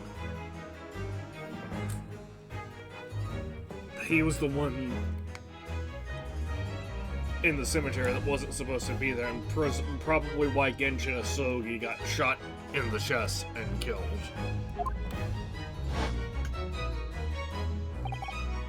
Yes, I did.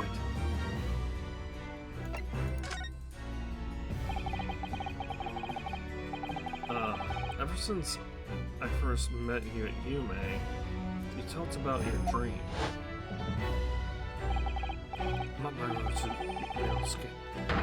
I'll be chosen as a visiting student and make my way to Great Britain someday. Did you know the entire time about what happened to your father here? 16 years ago. When my father left on the exciting trip to Great Britain, I was just a boy. We took a photograph together the day before his departure. It's my last memory of him. But what I remember most about my father is his unswerving sense of justice. I read that as unwavering, and the S completely threw me off. 6 years after he left, a gentleman called at our family. He told me that Genshin, my father, had been taken ill in England and passed away. It was Professor Toba, your father's successor son. Oh my! Ever since then, the professor was very good to me. Even helped me fund my university education at Yume. I'll be forever in his debt. But nevertheless, I just couldn't bring myself to believe what he'd told me. Oh. Then one day, a letter arrived at our house from Britain. There was no indication of a sender, so I opened it up assuming it was from an old acquaintance of my father. What I read in that letter changed my entire life. Is that... I see. That must have been the real Asogi papers.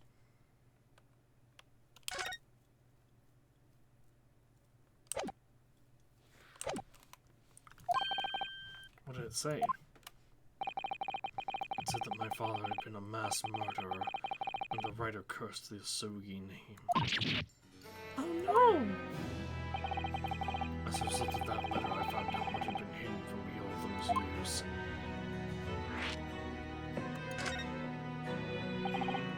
Presumably, the letter was sent from a relative of one of the victims. If whoever had been a member of the judiciary, he could have been present at the closed trial. The letter revealed that my father had been sentenced to death, executed for being a killer. I'm so sorry you had to find out that way. I imagine the British government did its very best to silence whoever sent that letter. But someone who knew the truth and couldn't bear their resentment was always going to be a problem.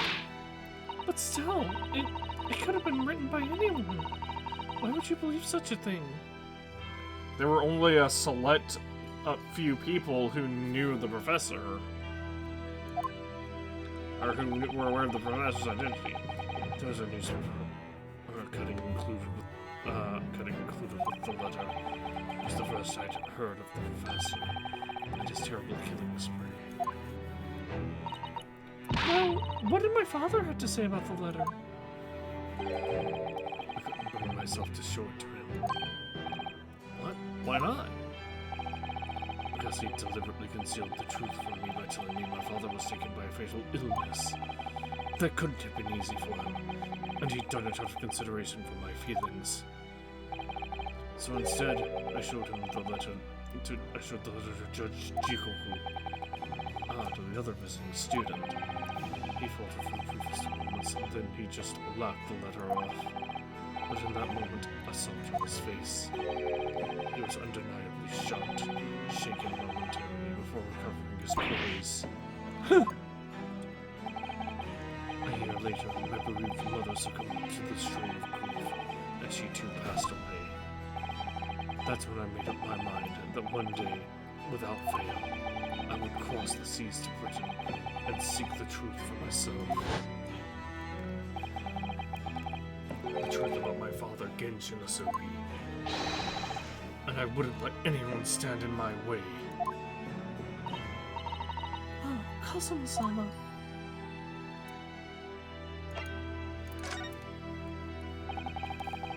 What we learned today in court completely turned things completely on their head. It was an impressive piece of lawyering. Lord Van Zees isn't the Reaper, you know.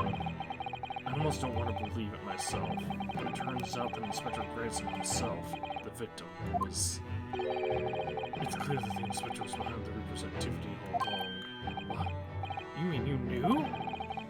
The real question is, who's been giving orders to the Inspector?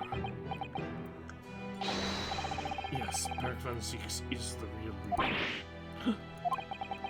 And I know that 10 years ago it was him. Who decided my father must be a mass murderer and sent him to his grave.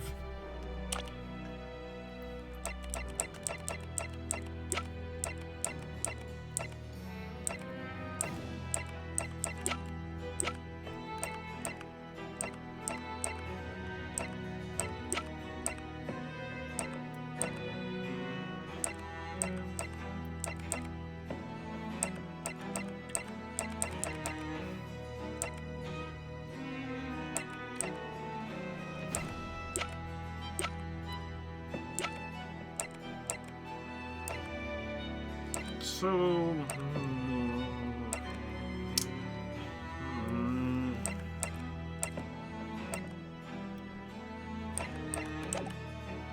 I'm gonna... Hang on, I'm gonna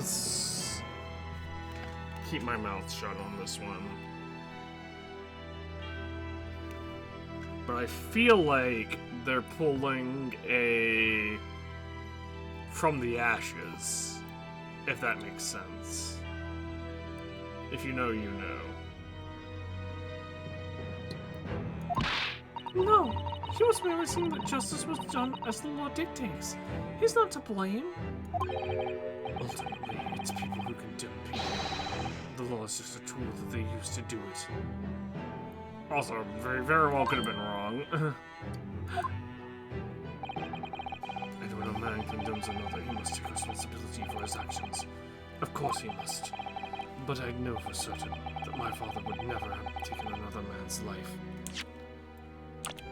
Yeah, that's what I was gonna say. I feel like...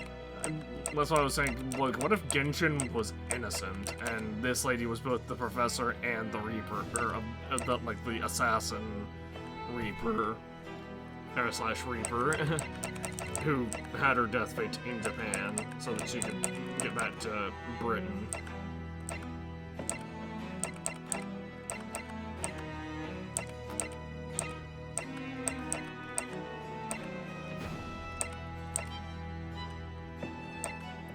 And she killed... And I feel like she probably actually killed Gregson.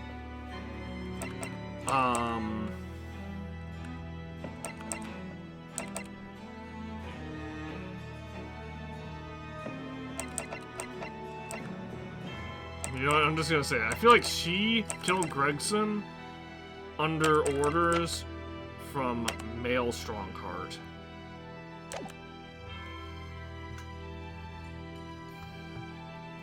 I know cousin. On the contrary, my father's life was taken by the Reaper.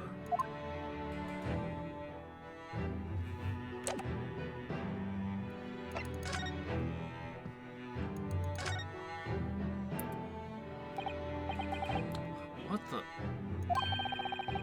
It's a scale model of the crime scene. Oh. Yeah, I realized that.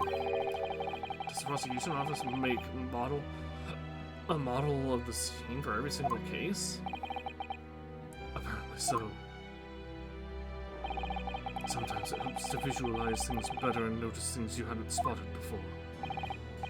Actually, the miniature notice board is my work. Be honest, you enjoyed making that.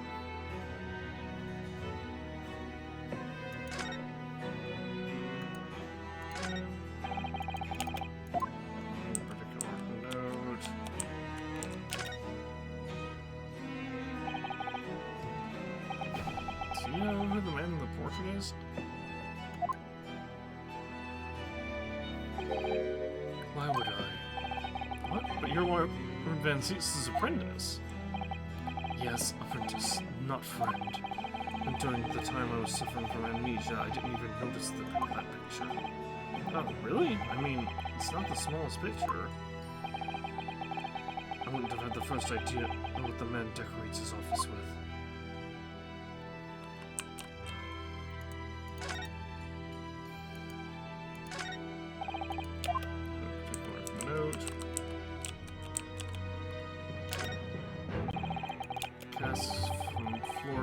Floor to ceiling, just like the last time we were here. Hallowed barrels, I suppose. They're arranged according to vintage, flavor, and region. Every week they're all taken out and put back in order. What? Every week? Lord Van Zeus gets to settle on the perfect way of arranging them, you see. Vintage, flavor, and region don't neatly coincide. That's the trouble. Gosh, being his apprentice must be a real challenge. Actually, no. He considers the test too important to entrust to anybody else who does it entirely on his own. So he's a barrel of glass in here and in the court, then.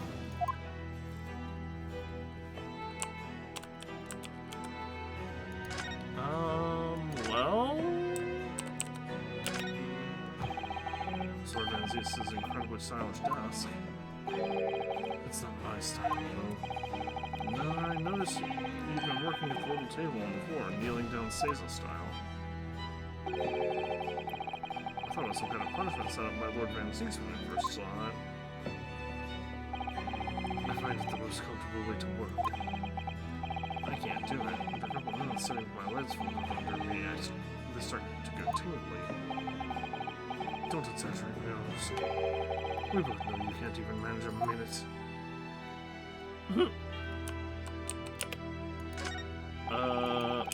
It's this fine collection of hallowed chalices and bottles all neatly lined up. Yes, he's extremely particular about all that. He has a strict regime for everything, from the storage of the casks to the bottling of their contents. Gosh, he must... be having a really tough time of it being his apprentice. Actually, no. Oh? He's so particular about it, he refuses to let anybody else touch any of it. So it's been quite easy for me, in fact. Talk about weird.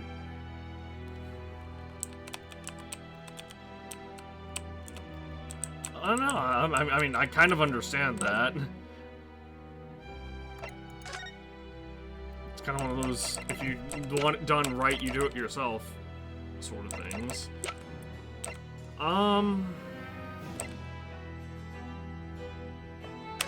Take a look at this picture. This.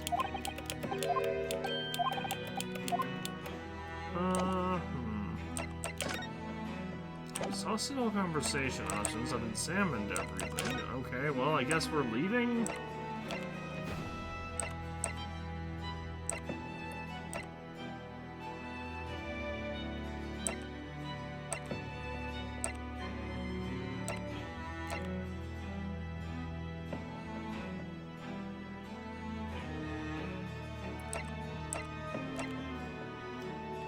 That's everything we need to.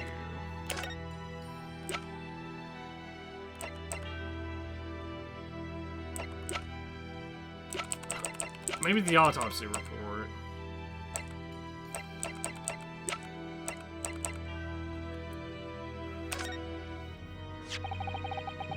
This came from the trial, didn't it? It's something a little dubious, I mean. The fact that no time of death was recorded on Inspector Grayson's autopsy report. Yes, there were some unexpected turns in the courtroom earlier. The suggestion you came up with certainly took everyone by surprise.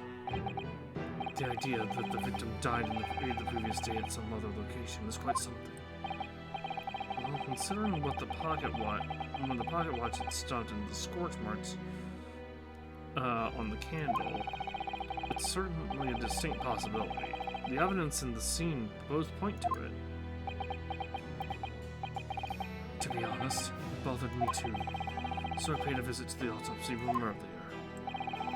The coroner responsible wasn't there, but I got a name. It's Dr. Gory. If it wouldn't trouble you, Kazuma-sama, would very much like to speak with the coroner too. Of course, the last thing I want is for anything to be brushed under the carpet. Scotland Yard's autopsy laboratory is behind Lowgate Cemetery. Lowgate Cemetery? By Barclay Prison, you mean? Ah, you know it, do you? Yeah. Yeah, we know it. Because why would it be anywhere else? The prison where my father was incarcerated and robbed of his life. Kazuma-sama. Well, thank you. We'll pay a visit to the laboratory later today. And by later today, I mean literally right now, because we're about to get... because we've spoken about everything relevant. Ryunosuke, I want to thank you. What for? For this. You safeguarded the soul of the Isugi clan. Well, it is a famous sword that's been in your family for generations. My only slight regret is that I never got the chance to draw it before I returned it to you. Karuma is said to have been forged by a master swordsmith during the Sengoku Warring States period. I come from a long lineage of warriors, many of whom were expert swordsmen. Well then, you're a chip off the old block, I'd say. This blade, Karuma, is the symbol of the Isugi clan's honor and might. Apparently, one of my father's apprentices even took the blade's name for a surname. Really? Karuma. It does sound formidable, that's for sure. 16 years ago, when my father was a visiting student here in London, he had this sword forever at his side, which is why it means so much to me that I have it by my side again now, too. And that is all thanks to you. It was an honor.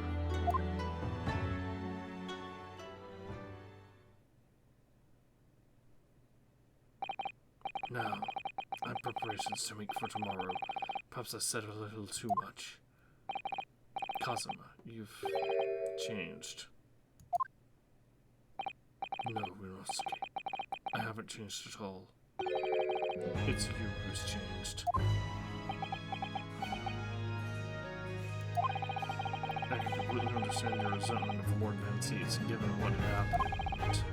But the fact is, those events in this case are, well, unrelated. Is that what you want to say?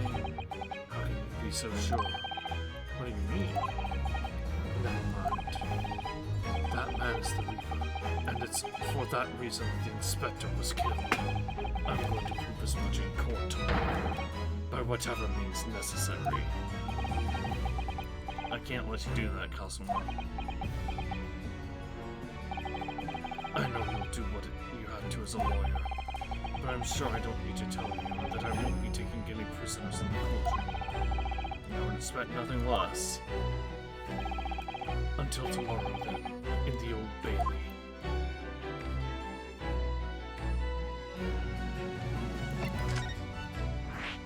New location added, Forensics Laboratory. You know, I don't think we visited this place in some time. Sometime meaning, literally the previous case. 2nd November, Forensics Laboratory. This is different.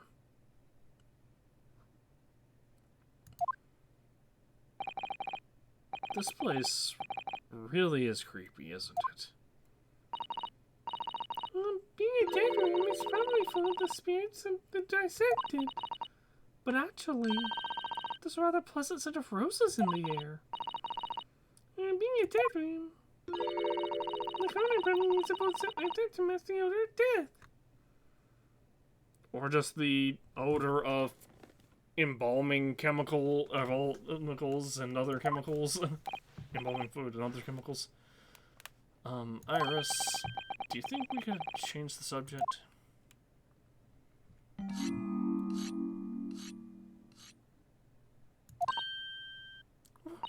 What was that? Just the coroner sharpening their scalpels. Makes sense.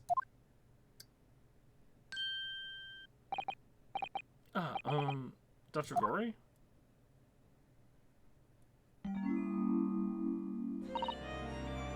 What? That noise before. I was sharpening my tools. I'd be dead meat if I didn't keep a perfectly clean edge on them. Right. I'm following the collagen fibers in the darkness. And its really sharpened scalpel cuts like cheese.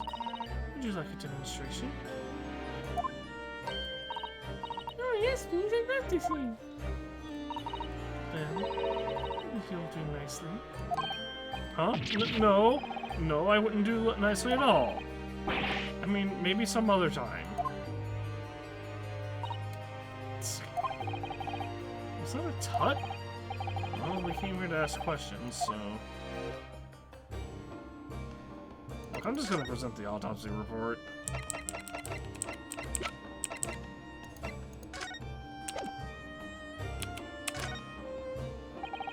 Dr. Gory, I actually came here to ask you about this. He was very good. Good? Sorry? His skin didn't snag my blade once, and a very little mess. His joints dislocated easily, and his muscle tissue was a pleasure to work with. We can skip those details. But there was one thing about the report that's caught my attention. You don't seem to have recorded a time of death.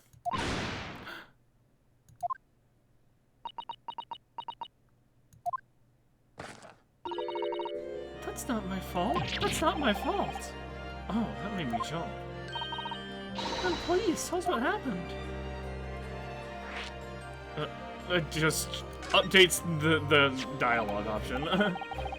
So why doesn't this autopsy report include the victim's time of death then? It's really the most crucial detail. I was told not to write it. What? By who? Neil Strongheart, the Lord Chief Justice. He came here.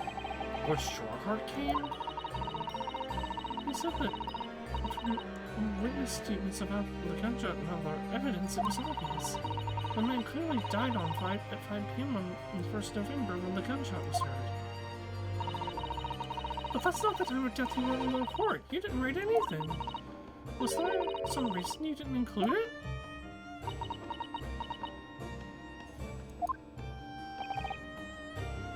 Dr. Gory, if you're hiding something under Lord Strongheart's instructions, then sooner or later you're going to go the same way as your mother. Give it here, then. She's scribbling so furiously. There. You've written... What? What's she written? Tell us. 5 p.m. 1st November, right? Indeterminate. But... According to the coroner and Dr. Gory, an accurate estimation of time of death is not possible.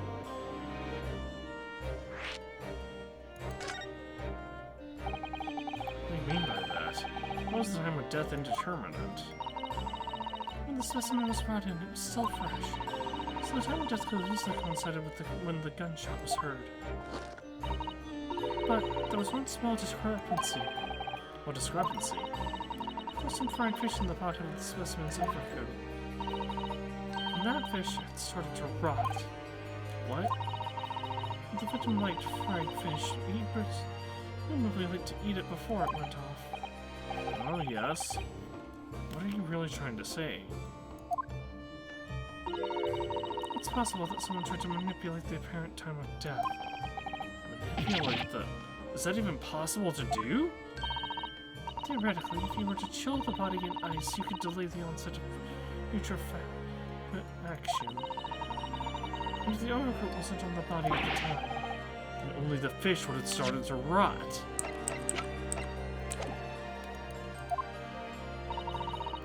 In today's science, it's not yet possible to determine if the body was chilled or not. But today's science is advanced enough to let you freeze a corpse, it seems. Yeah, all you have to do is throw it in the freezer, dude. Like, they exist. Or even just keep it on ice for a little bit. Well, freezers may not exist at this time. It's very early 1900s, I believe, is when this is supposed to be. But surely, to chill a corpse like that would require an enormous electrical refrigerator. And I don't imagine many households in London are equipped with such a device. Yeah, definitely not. Maybe in a factory or some other special places? I don't recall seeing any factories or such later on Fresno Street, though. I wonder if the inspector's body had been chilled somehow. What might the actual time of death have been? I couldn't say for sure. But at the most, it might have been a day earlier. No! In other words, it would corroborate your previous deduction, Mr. Naruhodo. That Inspector Gretson was killed a day before his body was discovered, at a different location. Did you inform Lord Strongheart of this possibility? He simply said that there was no electrical refrigerators. There were no electrical refrigerators of that size in the vicinity.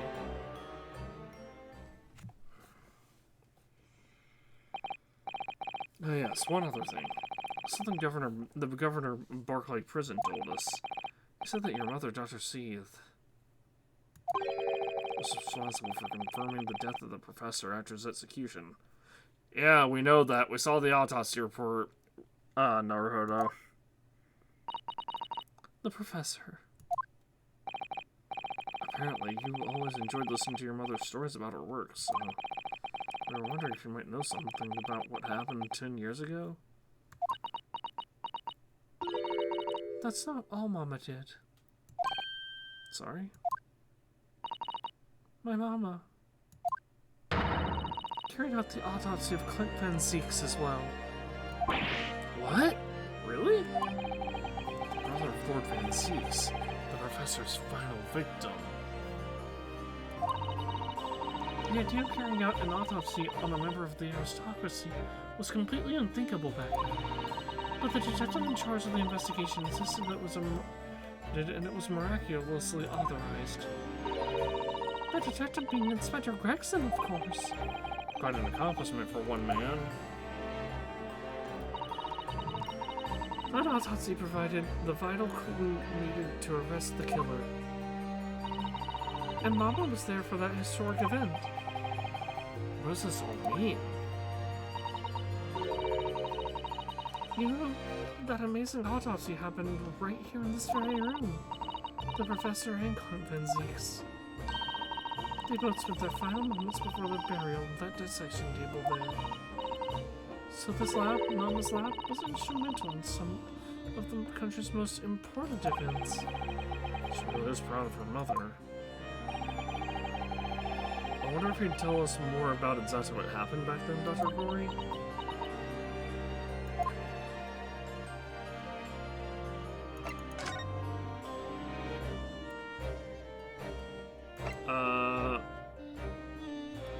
Let's just do the confirmation of death. The professor's execution was Mama's first big case.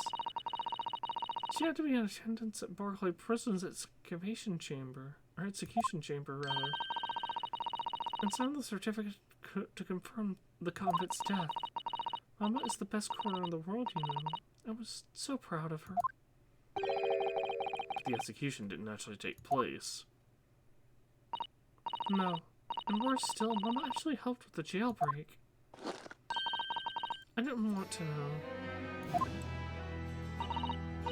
Oh dear. You found out recently, you mean? I believe in her, in Mama, but now I wonder if I'm starting to go down the same path as her. You mean because you omitted the time of death on this autopsy report? That's because Lord Strongheart forbade you from including it. Just like Mama. I'm sure she was coerced by somebody too. Yeah, that's my feeling as well. There's no doubt that there were powerful forces at play 10 years ago. The execution couldn't have been staged without a lot of people at the prison knowing about it. Obviously, the prison governor must have been in on it as well. The big man with the little handcuffs? According to what he told us, he was tricked by the chief warden. He says he knew nothing about it. Of course he said that. I'd say the same thing. Just who was behind that jailbreak all those years ago?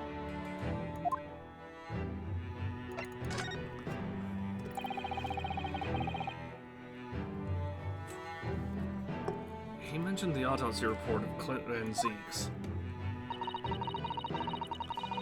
At a time when carrying out autopsies of murder victims was very unusual. It's still not a practice that's observed in our country, even now. It turned out that he was the professor's final victim, and when the autopsy was performed, Mama was present, although only as the secondary assistant. The person leading the procedure was called Dr. John H. Wilson. No fucking way. That's right, my daddy! And there was one other person present, the primary assistant. He was a visiting student from the Far East. Mikotoba, right? Wait, a visiting student? It must have been my father, Eugene Mikotoba. I had no idea Professor Mikotoba had been involved in something so important. But the outcome of that historic autopsy was the discovery of a vital piece of evidence that led to the capture of the professor. So that's how they're going to identify Genshin Asoki as the infamous mass murderer. Do you happen to know anything about that piece of evidence? Can you tell us any more?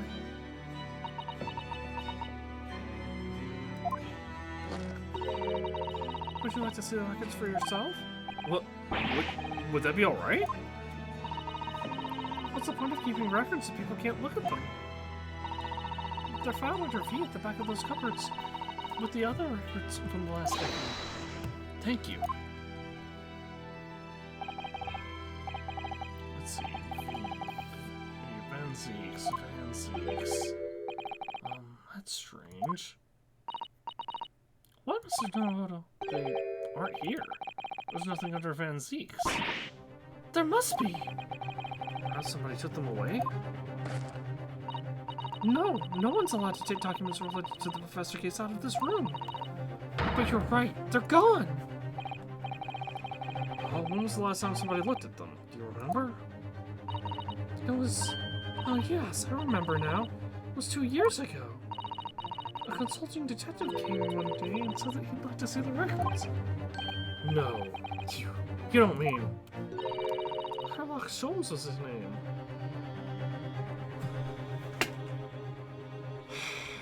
The bane of my existence! Sherlock Holmes!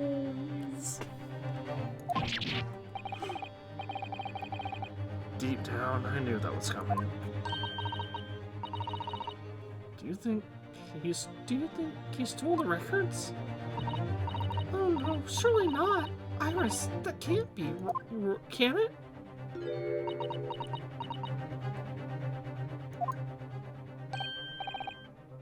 Iris?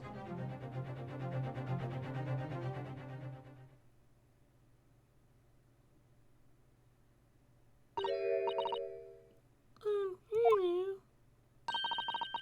I don't mind, but What is it, Iris? there's something very important I have to do. I'm gonna have to leave you now. Hey, I have a real gun, Iris. You're going nowhere. Oh, this is very sudden, Iris. Well, we'll come with you then. Sorry, you have to take your family. Bye for now. Good luck. Wait a minute, little girl. I remember now. You've been here before, haven't you? Have you, Iris? Yes, 2 years ago when that detective came. You were with him, weren't you? You were a living specimen then, too. That's the way it usually works, yes? Was I? I really don't remember. Anyway, sorry, but I must ask. Wait, Iris. What for you when I get home?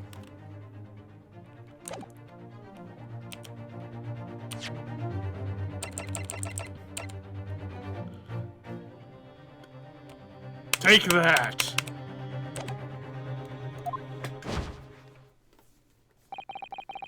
What's the matter with her? She's behaving really strangely all of a sudden.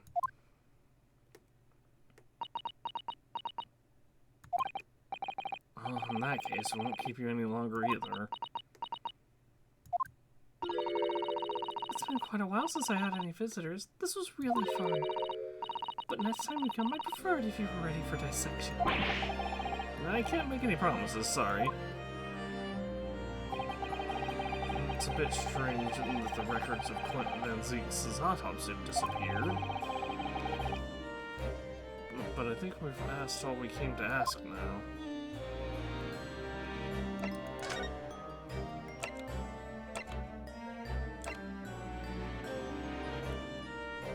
Oh, Fresno Street room, huh? Okay.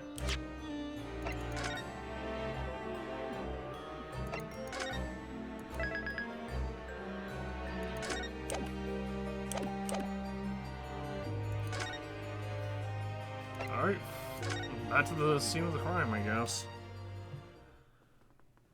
Whoa! This is new. 2nd November, room on Fresno Street. Police are still busily investigating in here, then. But Gina's nowhere to be seen. Where is she? Yes, it has been blissfully quiet, hasn't it? Perhaps she's out investigating on her own, practicing what her boss taught her. Well, I expect she'll be back before too long. Shall we wait? Naturally. There's something different about this room since the last time we were here, isn't there?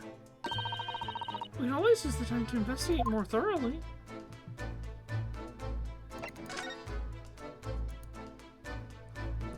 Well, I mean, it's very obviously just this.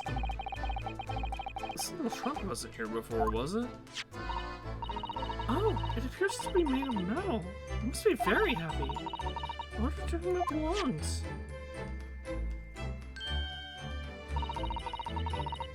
There's some initials on the outside. Look, TG. Tobias Gregson. Let's ask one of the policemen if they know how it came to be here.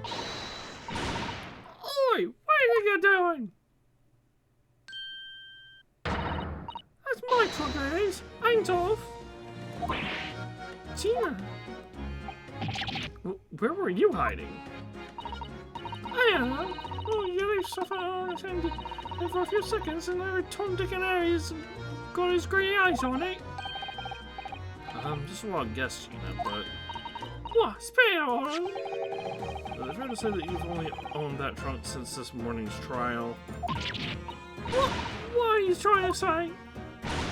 Come on, this truck goes with me everywhere. As always, very nice, yeah. Trying not to incur your wrath, mainly.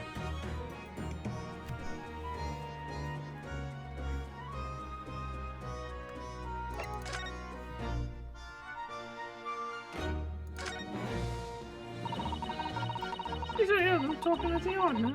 They should be ashamed of themselves. They're saying it was the boss who killed all them bludgers. You mean the whole Reaper thing? Yeah. Apparently the boss was investigating something no one else in the yard knew nothing about. Something to do with all them criminals who got off scot-free. Yeah, someone's prosecuted by Lord Van Zees who used bribery and corruption to evade conviction. But obviously it was that Grim Reaper giving me orders, weren't it? But why would people be suspecting Inspector Gregson of being involved in the killings? The notebook in his office. Oh no, this doesn't sound good. It had details about all the crimes that had been paid to the Reaper's work. I think he was just investigating the Reaper. What? No, did you see it, Tina? Did you see that notebook? I wouldn't blame that, mate, because I'm just an apprentice, apparently. It was me who found it, and he was my boss. That's right. I was pretty mixed about it, so I seemed to pick him and what I say anyway. Oh, that's Archina.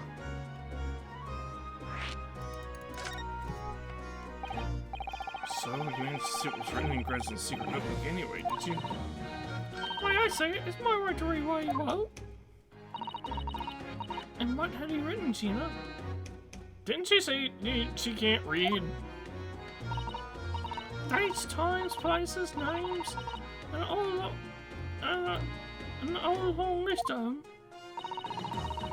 All details about the murder supposed to have been done in by the Reaper. But there could be an explanation for that. Perhaps it was a record of the inspector's investigations into the Reaper's activities. Exactly. That's what I say. That's the first thing you'd think, right? As it happens, it was one as I recognized anyway. Well, the Reaper's targets were almost exclusively known leaders of London's criminal underworld. Yeah, but I was wondering why at the end that was a bit odd. At the end of the list, you mean? Pretty sure the date was 31st October. Oh, the day before the inspector was found dead. So, what was the odd name? We're like a name I heard before. It was something like, nah, it's no good. I can't remember it. I don't think it was an English name. Put it that way. Asa Shin, was it? Oh dear. What a pity. There's something else too. I don't know what it matters. The same name kept popping up, coming out over and over. Shin, it was. Don't suppose it means anything, but...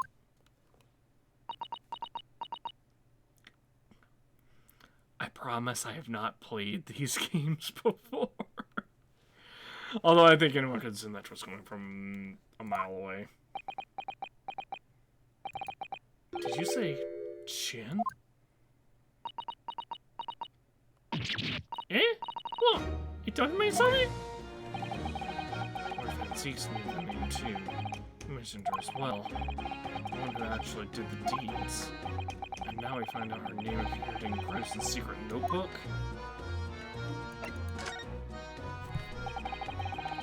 We haven't seen you for a little while, have we, Gina? Well, of course not. I've been busy, ain't I? Investigating on that. This is the I was trying to trace the boss's movements the day before it happened. The day before, and that would be the undercover investigation into the red-handed. We good. Pardon me for yawning.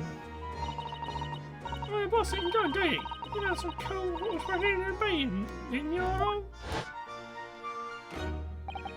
Yes, it was Mr. Vigil who actually went to the park on Lime Street that day posing as Gregson. Well, anyway, you ain't the one turning that stuff up. I got your own ways of getting results. And me and my partner here get together, there's nothing we can't track down. Oh, little Toby. He's such a faithful friend. Oh, I just realized. Toby, Tobias, man. So, have you tracked down anything down? What do you think, eh? Of course we do. Can't tell you though. Police business, isn't it? Pardon me for yawning you. Anyway, the point is, you don't have a name yet. You know what I'm doing, right? Leave that alone, yeah? Right. Because he looks so hellish, honest.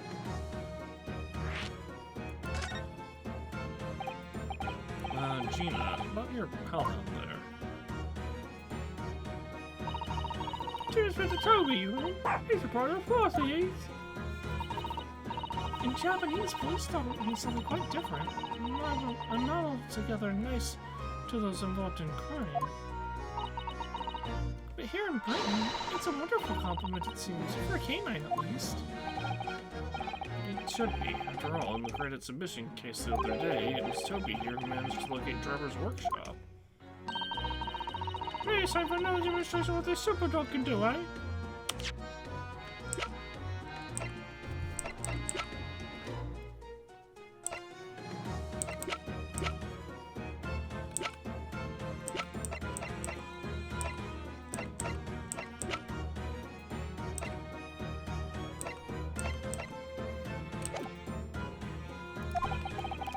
Something the chief inspector can catch the scent of, I wonder?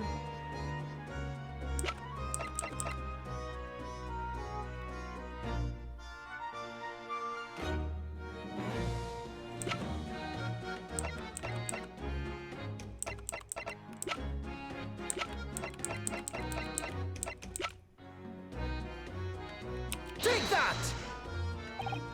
Well, Chief Inspector Toby, you wouldn't mind having a sniff of this.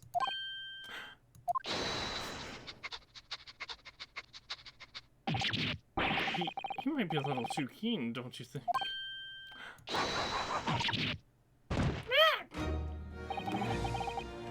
Chief Inspector made short work of Gina there. Ah, look what it's gone to. Oh my, that truck clearly still has a very strong scent. Of Inspector Gregson. In other words, he must have belonged to him.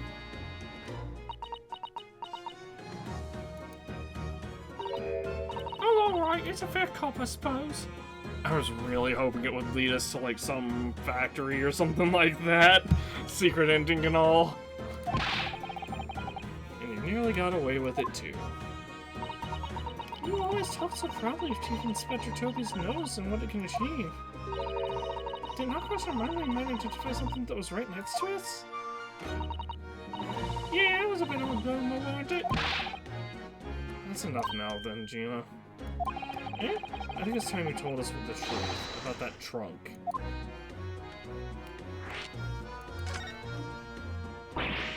It weren't like that. It just weren't.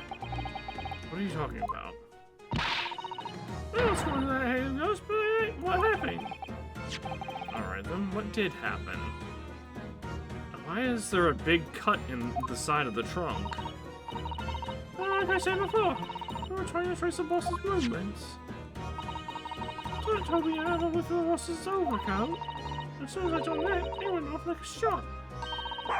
Straight to that sandwich. To sandwich? To a sandwich? Not a bag of chips? No, Naruhodo, you idiot. She said that. She said. You idiot. This sandwich. Mr. Naruhodo, I believe Chino means the witness. Oh, I forgot about that. I forgot about that sandwich. Yeah, and in between them wooden boards, he's boss's trunk. I mean, when they heard the sound of the gunshot and all piled in here. Exactly, I nabbed it for the same. Goodness. Man, Chief Inspector gave that sandwich a good grilling, and you know what he said? I thought it might fetch a good price and the chap wouldn't be needing it anymore, so that's all I did, nothing more, nothing less. Yeah, I ran into cheek out of it, and still, the boss is stuck to flog. So Miss Venus was the only one to meddle with the scene of the crime, then. How could they? So anyway, I saw what happened. And it's a pretty decent trunk, so I figured I might as well make use of it. Is this all wrong with that, Renee? Well? Maybe you and Mr. Sandwich should try and find the answer to that question together. Also, put in my court record. I think perhaps that trunk should be turned over to the police, don't you? What are you on about? I am the police! Gina, if you wouldn't mind, can we maybe examine it? Yeah, alright then. Do what you want with it. Thank you. We shall make a detailed record of our examination of the evidence. Right, so the trunk entered into the court record. Well, before we get attacked by Toby, let's take a look. First off, big ol' cut along this. Ooh, blood stain. Let's start staining here. Do you think? Yes, I'm afraid so. I think it's blood. I knew you were going to say that. So that presumably means that this was present at the scene when Inspector Cranston was killed. It's the most logical conclusion, yes. I think she has been carrying this around with her. If you didn't know any better, I suppose it does look like a grease stain from all the fish and chips.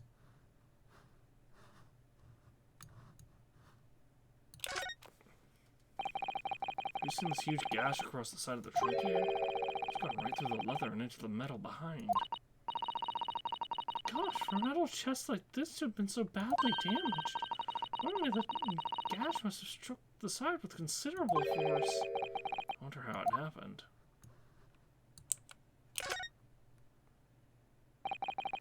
Let's have a look inside.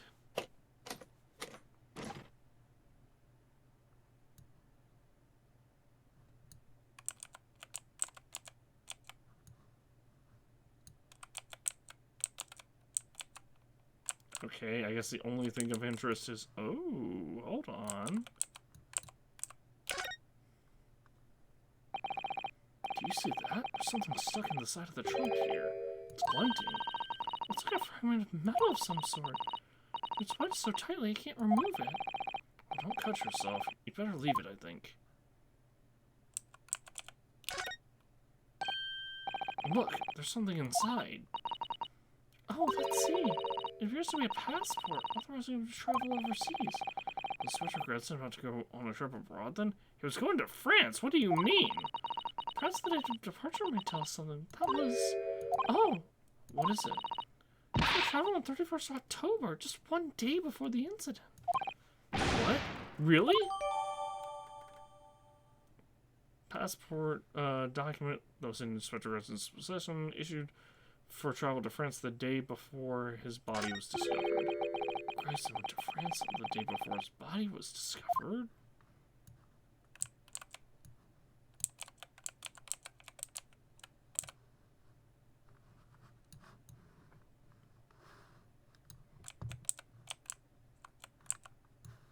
Is there anything else?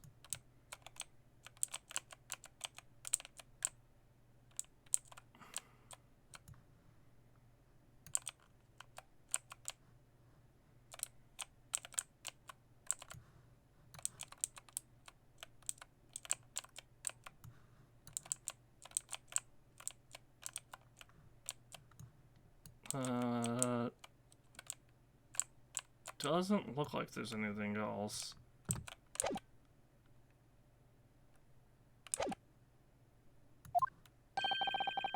What's the matter with Toby?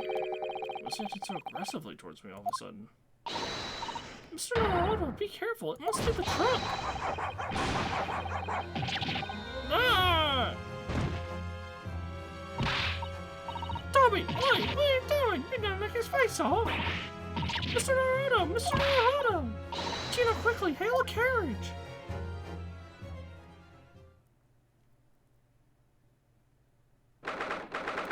November, 4:57 p.m. Naruto's legal consultancy.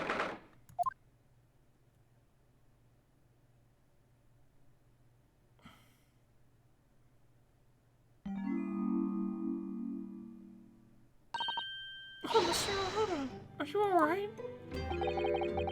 Mrs. Otto. Ah, conscious again at last. A blessed relief, I must admit, my dear fellow.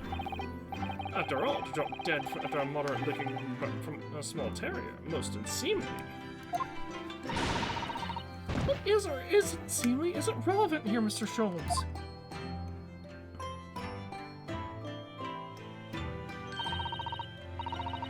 I'm so glad there's no lasting damage. How are you feeling? I'm fine, thank you. Did you bring me back here? Oh, what's this on my head? A bandage? Sadly, we had no ice. So that's a compressor of sugar water. A compress of sugar water. Sugar water? Don't worry, Mr. Naruto. It's first aid treatment that my father taught me. Oh, thank you. So, let us take to heed when you're feeling up to it. But of course, no sugar in the patient's cup. Ugh. My head is throbbing sweetly enough. Don't worry. Whenever you feel ready, then.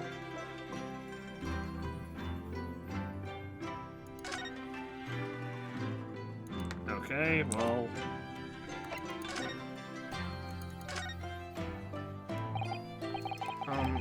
Thank you for your concern, Mr. Sholmes. My dear fellow, think nothing of it. I must say I was quite startled when I heard that you'd been attacked by a dog. For a moment, I feared the infamous murder of so many had come back from the dead. You mean the professor? Fortunately, I see your prized throat is unscathed. That stiff turned color goes obviously afforded some welcome protection. Was I that close to death? All I really remember is the dog looking my face over and over again. Well, if you wish to avoid such trouble in future, a little mustard spread on the cheeks should do the trick. I think that would balance the sweetness of your bandage rather splendidly.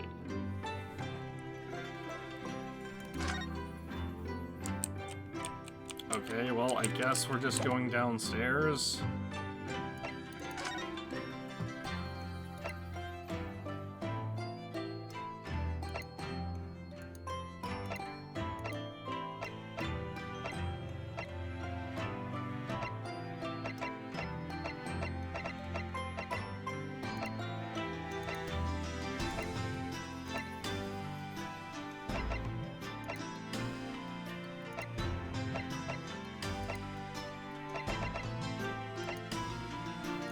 Yeah, let's just go to the suite.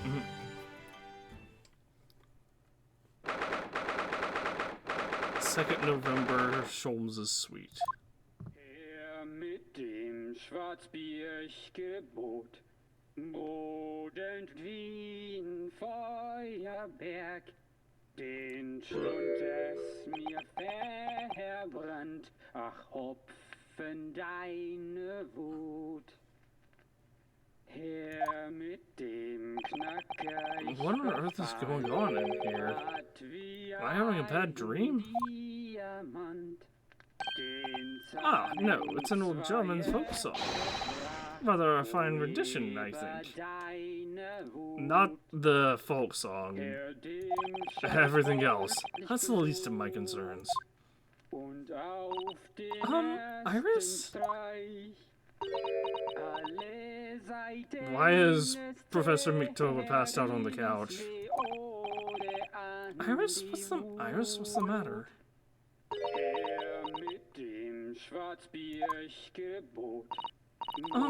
Who's that spot? I mean, that relaxed gentleman over there.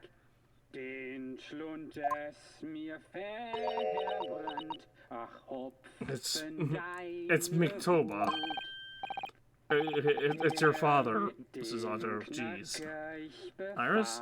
Is she even listening? Excuse me, sir. I do apologize for troubling you while still singing so merrily, but would you be kind enough to explain the situation?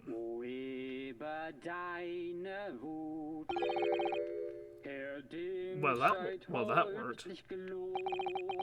A groaning gentleman and a mute young girl. A rather tantalizing juxtaposition. And one that appears to have incited the gods of deduction within me to find their voices too. Ah, Mr. Sholmes, do you mean? I really hope that doesn't get those lyrics don't get copyright claimed. The strains of reasoning within me are playing now as a delightful duet. One melody sings of a reunion full of nostalgia. What's the other? Is a moral theme about the great secret you're trying so desperately to conceal, Iris. She's turning white as a sheet. So as usual, you've instantly seen to the very heart of the matter. And as usual, I'm gonna have to correct his deduction. And by the time my own brief performance is over, I feel I'm sure this gentleman's song will reach its finale. So then, to Musicland, where all is sweetness and delicacy and harmony. Pray, do we enjoy Herlock Sholmes' latest logic and reasoning spectacular?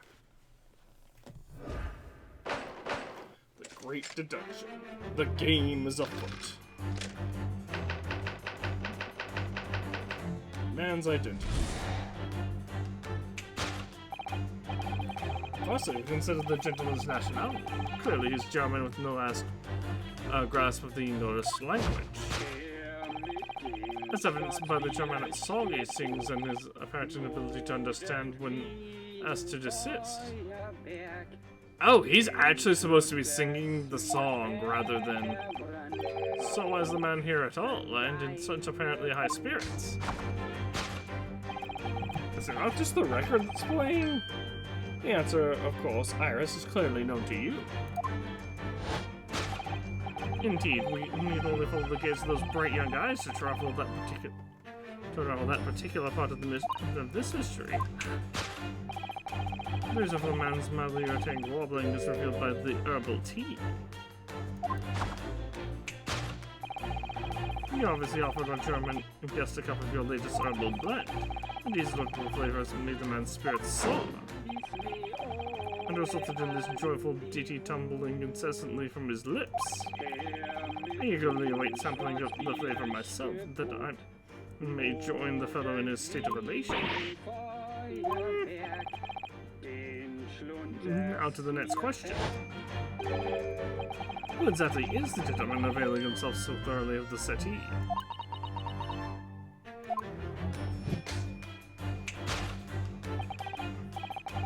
As it happens a number of years ago now, a certain gentleman of German origin engaged my services in solving a particularly delicate case. He regarded the retrieval of letters once sent to an acquaintance that might have proved problematic. In order to conceal his noble identity, he also arrived at my office in a mask. The gentleman's name was Wilhelm Gottschalk Sigismund von Ornstein. Him? The King of Germany. The toddler? From the previous case? If my memory serves, the mask worn by this gentleman is identical. Yes, there can be no question. That mask belongs to the King of Germany. That's the mask that was on the table, dude. What? It appears Majesty remembers the fine service I afforded him. He decided to show his face again, mask and all, in order to express his gratitude. A well-mannered monarch indeed, would you agree, my dear fellow? So that this masked visitor is in fact my former client and the King of Germany. Indeed, his son is currently in London as well, enjoying the wonders of the Great Exhibition. Oh, okay, that's the toddler. The King of Germany. As I should it's the King of Germany. It is not. Girl's silence. Which leaves us with one remaining imponderable. Yes, you, young Iris. But your apparent inexplicable silence is unable to hide the truth. The reason for your muteness is concealed inside that knapsack.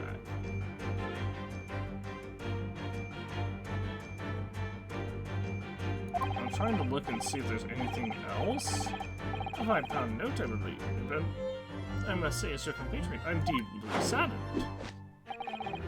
It would appear that you've allowed yourself to be bribed into silence by His Royal Highness, earning yourself some spending money in exchange for keeping quiet about the King's secret. And now the final piece of the puzzle. What is the secret you strive to hide with your silence, Iris?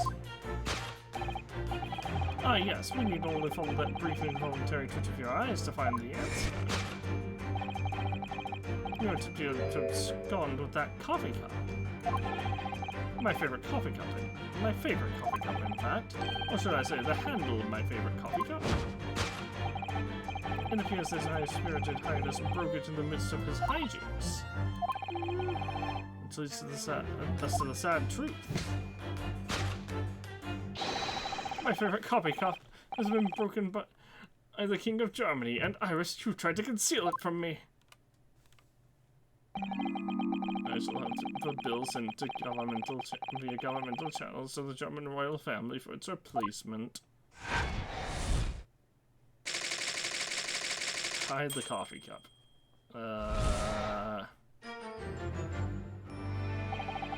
Must conclude Sherlock Holmes' great deduction of this painful puzzle. Mit dem Schwarzbiergebot, Boden, Wien, Feuerberg. With your silence as well, the fellow's jovial wobbling rings rather in the other rings in the ears, does it not?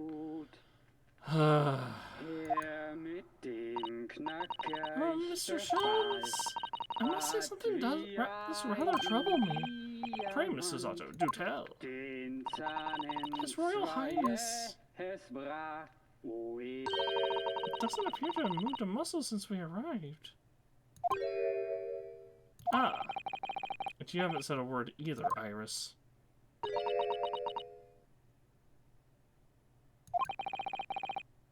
Mr. Sholmes has it all right. You may as well own up now to it now.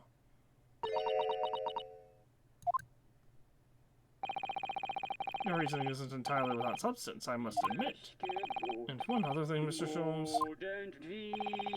Yet another grievance, Mr. Naruhodo. Surely not. Well, I actually read the story of that case recently, the one you were just describing. And according to that, at least, it wasn't the King of Germany, it was the King of Bohemia.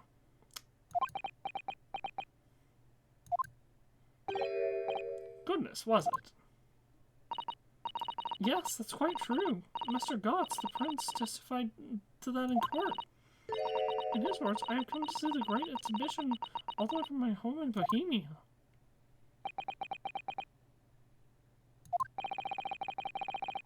I would ask you to keep that minor error to yourselves. It could easily become quite a scandal.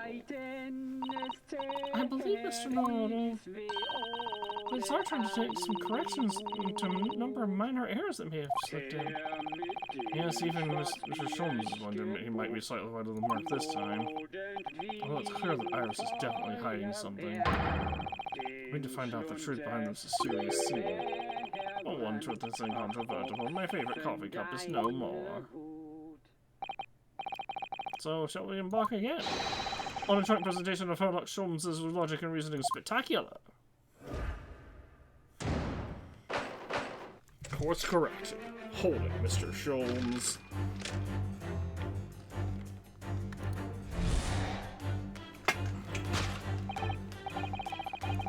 First, we considered the man's gentleman's nationality. Clearly, he's German with no grasp of the English language. As evidenced by the Germanics, all he sings an apparent inability to understand when asked to assist. So why is the man here at all in such apparently high spirits? Yes, of course, Iris is clearly known to you. Indeed, we need only follow the gaze of those bright young eyes to unravel that particular part of this mystery. She looked straight at the jukebox. What are you talking about, Sholmes? The reason for the man's mildly irritating warbling is revealed by the herbal tea. What, so some mix of herbs that gives you the urge to sing?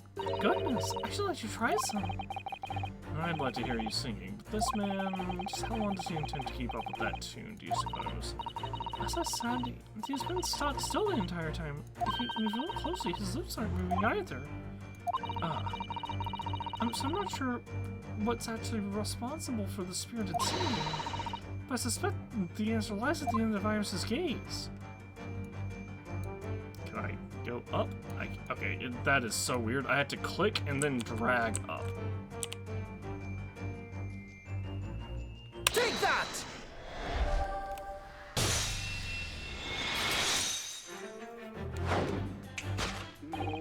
The reason the man's mildly irritating warbling is revealed by the gramophone. Indeed, for no well-read gentleman would break into an obscure folk song when making a social call. In other words, the gentleman isn't singing at all. In fact, it would appear that the fellow is unconscious.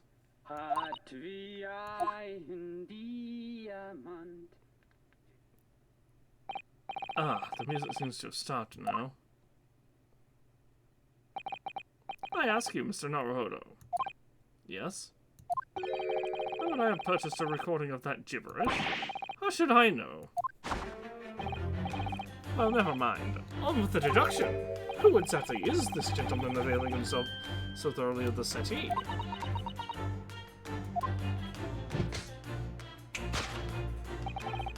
As it happens, a number of years ago now, a certain gentleman of German origin engaged my services in solving a particularly delicate case. He required the retrieval of the letters once sent by an acquaintance that might have proved problematic. In other words, in order to conceal his noble identity, he also arrived at my office in a mask. The gentleman's name was Wilhelm Gottfried Sigismund von Ormstein, the King of Germany. And if my memory serves, the mask worn by this gentleman is identical. Yes, there can be no question. That mask belongs to the King of Germany. Although we've already established that it was actually the King of Bohemia, it seems Sholmes seems to persist with this Germany theory for some reason. Come to think of it, the young prince was wearing a mask as well, wasn't he? Mr. Gotts, the boy whom you had in tears? Don't remind me, or anyone else. Do you suppose all members of the aristocracy of mainland Europe wear masks? I'm sure they do. Well, probably. Anyway, the point is, that mask doesn't belong to any king.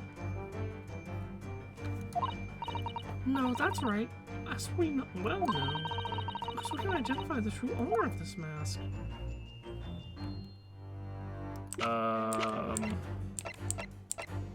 That'd be Cosima's, right? Where is Cosima? Take that!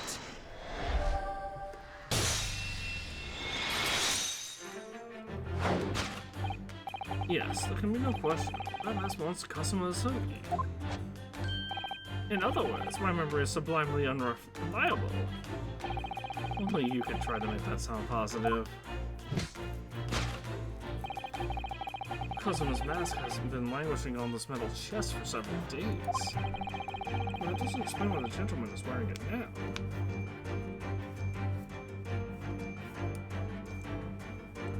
The case is unlocked. But now it's a simple matter to determine, I guess, true identity. After all, the gentleman is unconscious. We need only excuse ourselves in advance, gently lift the mask and peer beneath it. I don't even need to do that, it's Mikotoba.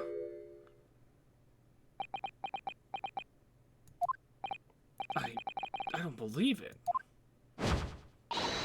Ah! Father! I'm afraid, Mr. Zato, you must be mistaken. No, I think not, Mr. Jones. Then it would appear our logic and reasoning has once again revealed the truth. The mysterious visitor. It's my unconscious father, Eugene Mikotoba. Logic and reasoning, or just looking and saying?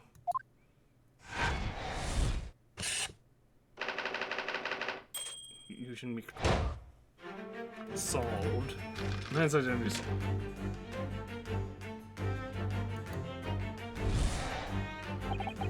Which leaves us with one remaining imponderable. Yes, you, young Iris. But our apparent inexplicable silence is unable to hide the truth. Yes, the reason for your muteness is concealed inside that knapsack. So that's a 5-pound note peeking out from Iris's knapsack, is it? Oh dear, I can't be sure. Most money that we encounter is in coin form. I know. I'm not even sure if we've seen any banknotes here in Britain at all, have we? But anyway, Father would have never paid money for Iris's silence. It seems like the silent type himself, though, judging by his present state. There must be some other reason for Iris's silence, I suppose. Perhaps what Iris is trying so hard not to give away with her eyes. It's something entirely different.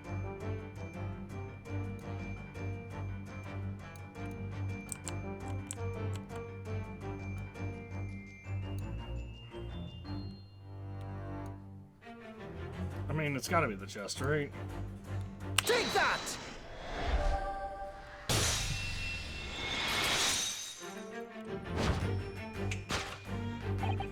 Yes, the reason for your muteness is concealed inside that metal chest. And it's an observation, for upon closer inspection, there's something different about the chest's appearance.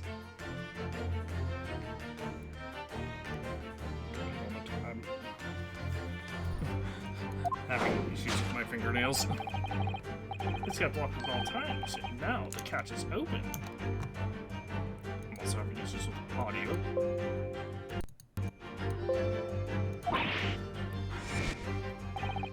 Evidently, this has something to do with your refusal to speak, Iris. It's a simple enough matter to incite you to speak, I'm sure. I merely need to open this chest. Here we go. No, Harley, don't!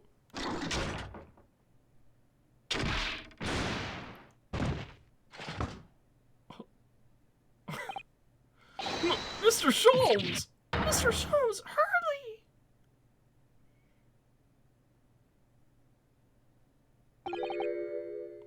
He's dead.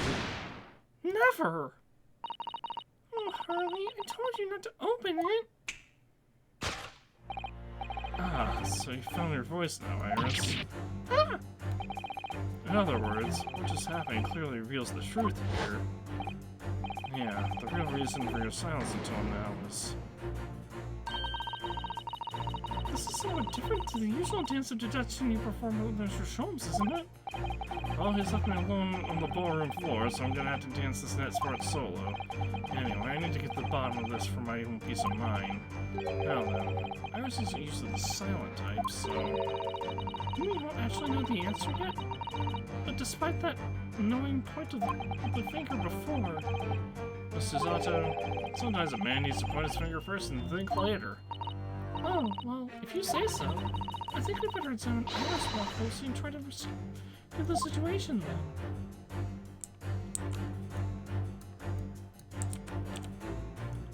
Key.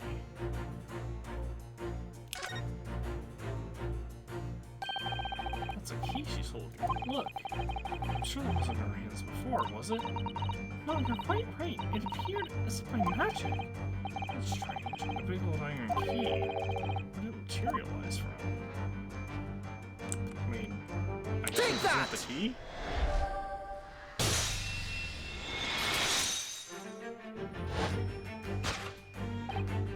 Yes, the real reason for your silence until now is that key behind your back. Ah! Mr. Schultz was thrown into the air before.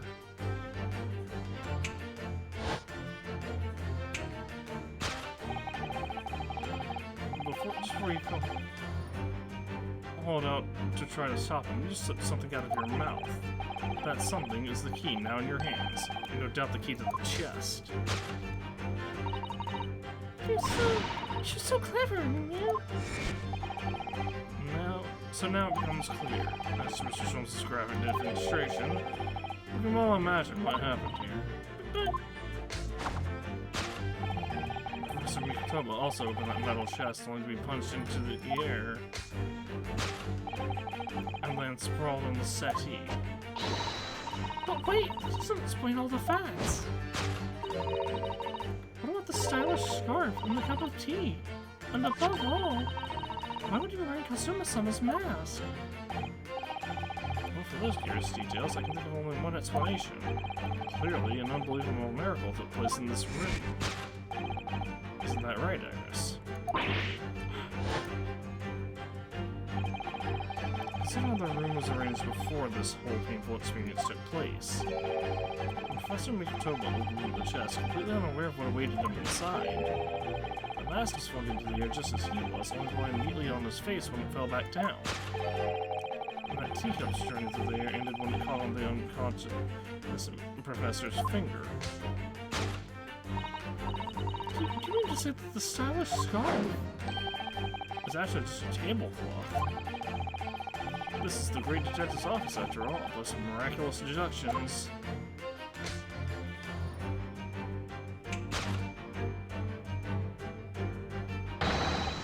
Would you expect anything less?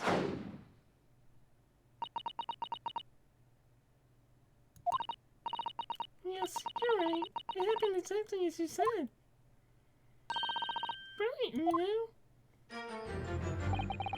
Thus concludes Ryunosuke Naruhodo's great deduction of this punchy puzzle.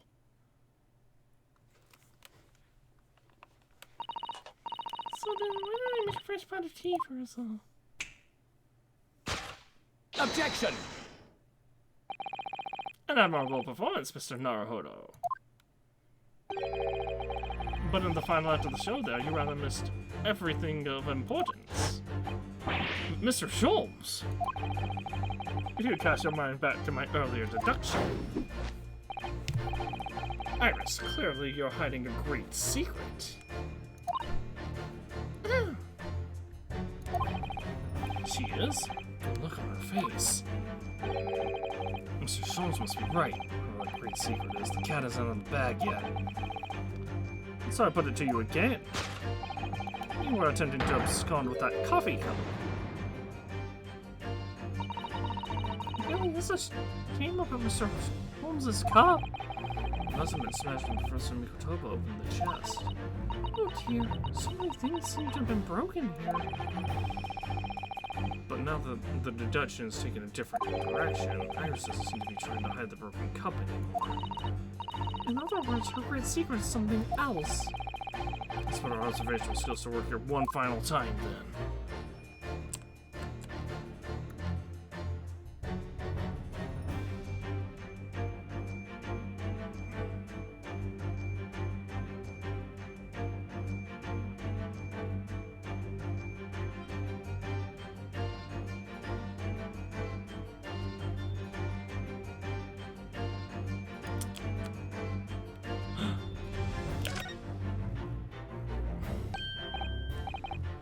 Ah, look, there seems to be more papers there.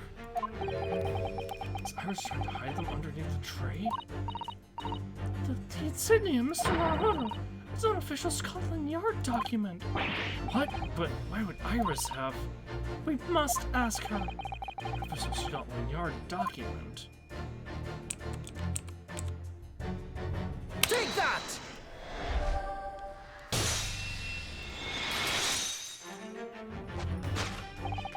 You were attempting to abscond with that case file. Iris, as you know very well, nothing escapes the attention of a great detective. Oh no. Oh We visited Scotland Yard's autopsy laboratory earlier today, and Dr. Gorey informed us that the autopsy report of Clint Van Zeeks had gone missing. Oh, that's not exactly how that played out. We discovered it was missing. Clint Van Zeeks. Yes, I do seem to recall. But some years ago, I asked to see the report in question. You were with me, weren't you, Iris?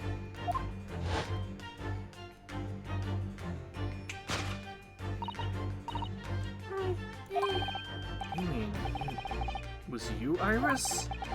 So those papers you have there? I'm sorry. Hide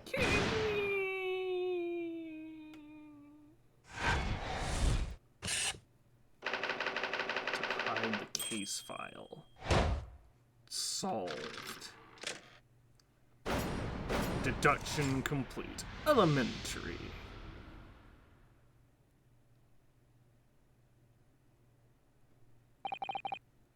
In truth, I would like to have thought I could have predicted the booby-trapped chest, but it caught me completely off guard. I was very nearly the late consulting detective Herlock Sholmes. I'm sorry, Henry. So you mean this autopsy report really is? Yes, I took it from the lab, and I knew it was very important.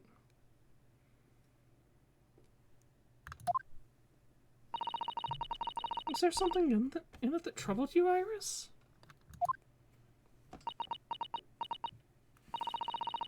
Not exactly something that troubled me. Something I've been looking for. When I saw this report, I saw the writing in it. I knew it was Teddy's. The writing? Your father's writing? What do you really mean? Iris? It must have been something that's hard for her to talk about. Or it must be. Forgive me for interrupting, my dear fellows. Mr. Sholmes, what is it? I feel as though the poor unconscious gentleman on the set, he has been somewhat forgotten. Ah! Father! Perhaps we should find our guest somewhere more peaceful to rest. Mr. Naruhodo. Yes? Would you be so kind as to lend him your bed? We must do our very best to make him comfortable, I feel. Oh, yes, of course. I'll help you carry him up. So will I. No, I can manage. Oh, no, thank you. You'll have tea to enjoy. We wouldn't want Iris's brew to steal. Because there's no better way to make the professor comfortable than dragging him up the stairs like a trunk. I wonder, perhaps that was deliberate. Oh, Mr. Sholmes to make himself scarce to give Iris the chance to talk more freely. We must use this opportunity to talk with Iris and find out what's going on.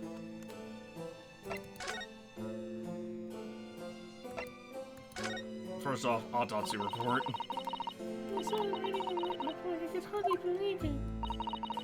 I know that handwriting, I thought to myself.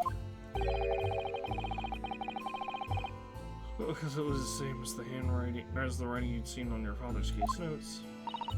Exactly.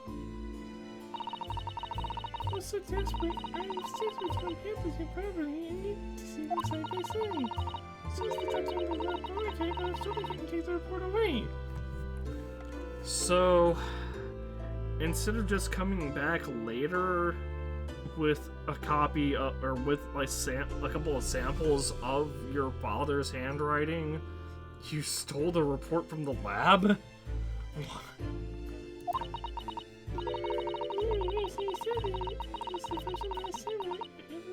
You would be able to look at it then. So you decided to steal it. I'm not completely interested about the case you did. What's up? The handwriting was attached to the machine. It was Daddy's. Pardon me, I guess we're young. And the signature at the corner at the bottom of the autopsy report. Read Dr. John H. Wilson. So that's how I found out. Hey, it's Daddy's name at last. I see. I sense to call myself Iris Wilson. And that's why I also had the brilliant idea of writing stories all about Daddy's exciting times with Harley. So then and there, I learned then that I write the adventure of Sherlock Holmes. Oh, Iris, I had no idea the stories had such a deep personal significance to you. I can see why the autopsy report was so important to her now. And why she was prepared to break the law to get her hands on it.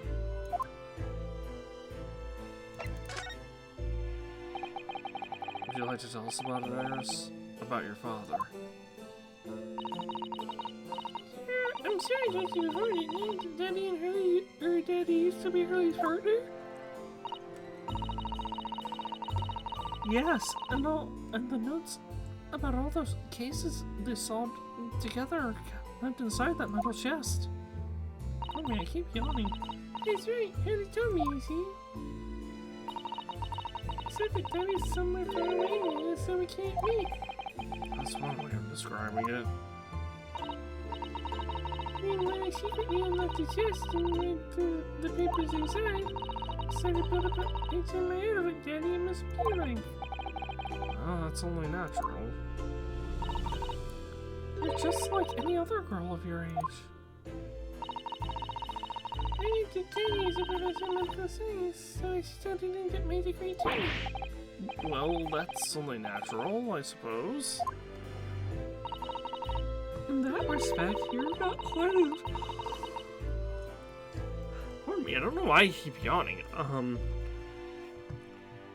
In that respect, you're not quite like any other girl of your age, though. But there was one thing that I could never find out. Daddy's name. Ah, His name was anywhere on any of the notes that you made about his work with Harley. But then one day, That's what happened, is it? When you saw this autopsy report, you finally managed to work it out. Is that right? yes, So it was the handwriting in the report that caught her eye. She just said, even though she just explained that like 3 times. I must apologize, Iris.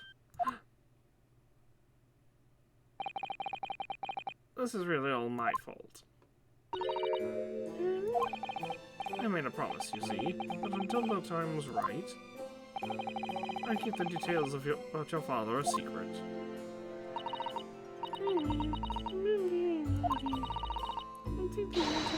I think the Dr. Dorian apologize. I promise. Yes, we'll go together, I think. Then, let me look after it for you until we get there. Hunt's autopsy report has been entered into the court record. Autopsy report. The final victim of the infamous professor. The report was authored by Dr. John H. Wilson.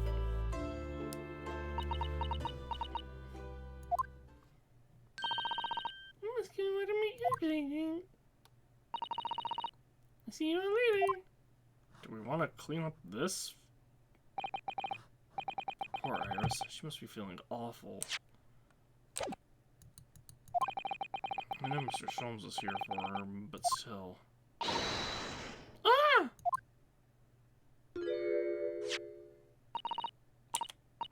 What? How? Hold on. Clint Van Zeeks, 33, British. Coroner John H. Wilson. Time of death, 31st May between 9 p.m. and midnight. Death from a single stab wound to the heart. Other superficial external wounds indicative of a duel. Recent scarlet ink stains visible on the little ring finger and ring fingers of the right hand, but no document and corresponding ink found. Vital evidence recovered from the victim's stomach during autopsy. Credit to Investor Gredson for producing so doggedly or autopsy procedure. No internal trauma noted anywhere in the body. But that doesn't match the professor's MO.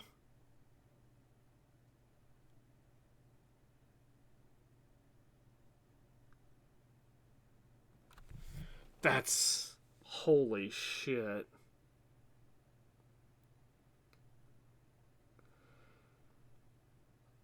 Remember, the professor used dogs, or used a dog to kill his victims and, like, bite their throats, basically. But this isn't but that's not how Clint died. He was stabbed. Plus ink stains.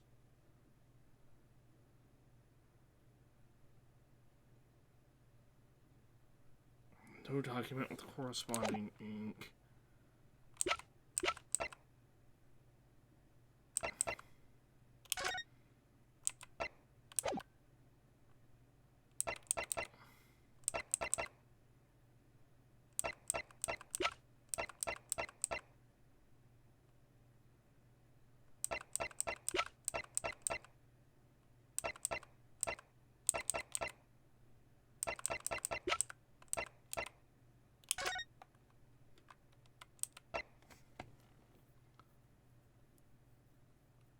No document found. No internal trauma.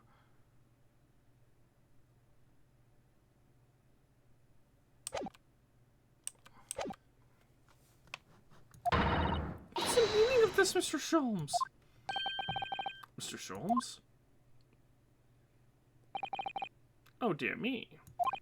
So, you've noticed, I see. But that would mean... That would mean that Genshin Asogi was not the professor. What on earth's the matter, Mr. Sato? You've turned as white as a sheet. Rinosuke is the only one that doesn't read stuff. It's this autopsy report, Mr. Naruto. The one from 10 years ago. The writing isn't Dr. Wilson's at all. What? Oh.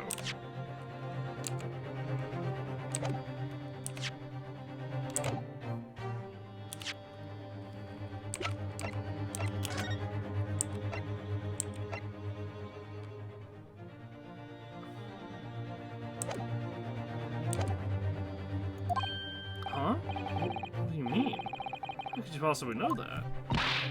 Because I know this writing very well. It's Mikotoba's writing, isn't it? This writing is my father's. Or Professor Mikotoba's. What? Professor Mikotoba's? Indeed, it's true. And now you know, my dear fellows. No, I don't know anything. What on earth does all of this mean, Mr. Sholmes? It just means Mikotoba was present at the autopsy. Right? There's the idea that's slowly forming in my mind. It's just too extraordinary to believe. Please, you have to explain.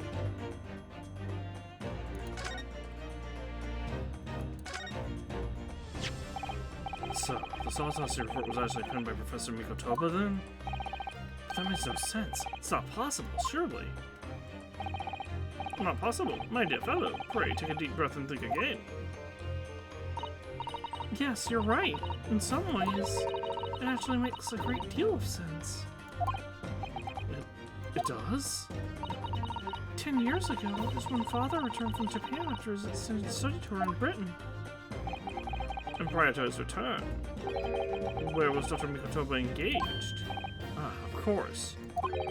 He was an assistant in Dr. Wilson's laboratory, learning about forensic science. And as an assistant, he would have aided with the dissection work, making detailed notes, which would be assembled into the full autopsy report. Once the work was complete, the head coroner would check the contents and put his signature on the documents. In other words, the only writing of Dr. Wilson in the report would be his signature at the end. I see. So I just got the wrong end of the stick, you am. She saw that, assumed the whole report had to be written by Dr. John H. Wilson. Which is very understandable, of course. What a complicated situation. Signed by Dr. John H. Wilson, who carried out the procedure. The Professor Mikotoba actually penned the report.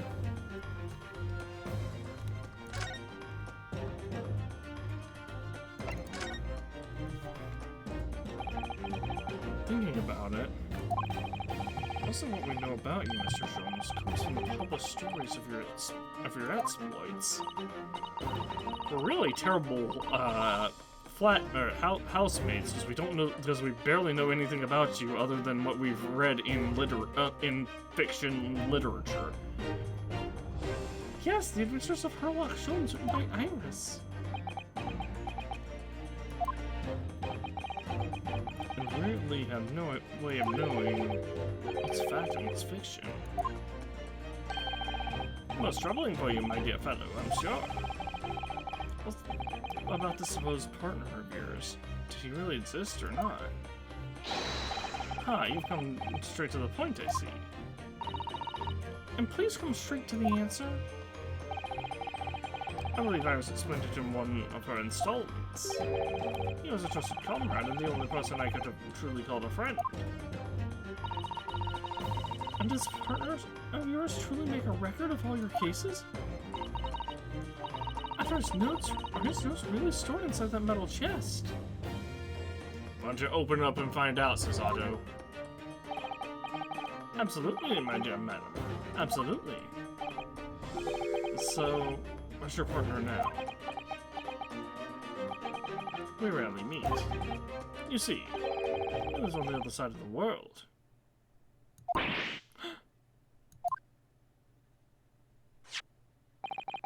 But if this autopsy report and the records of all your cases were penned by the same hand, and the autopsy report was written, though not signed by your famous partner, there'd be only one logical conclusion. Pray, impress me. Your partner would have to be Eugen Mikotoba. In other words, Miss Susato's father. Upon my word, Mr. Naruhodo. Yes? You are coming along wonderfully. You have hit upon the method at last. You finally grasped the art of deduction. You mean to say... They're half-sisters. Neat! Allow me to introduce you to my great friend and partner, Mikotoba. Professor Mikotoba?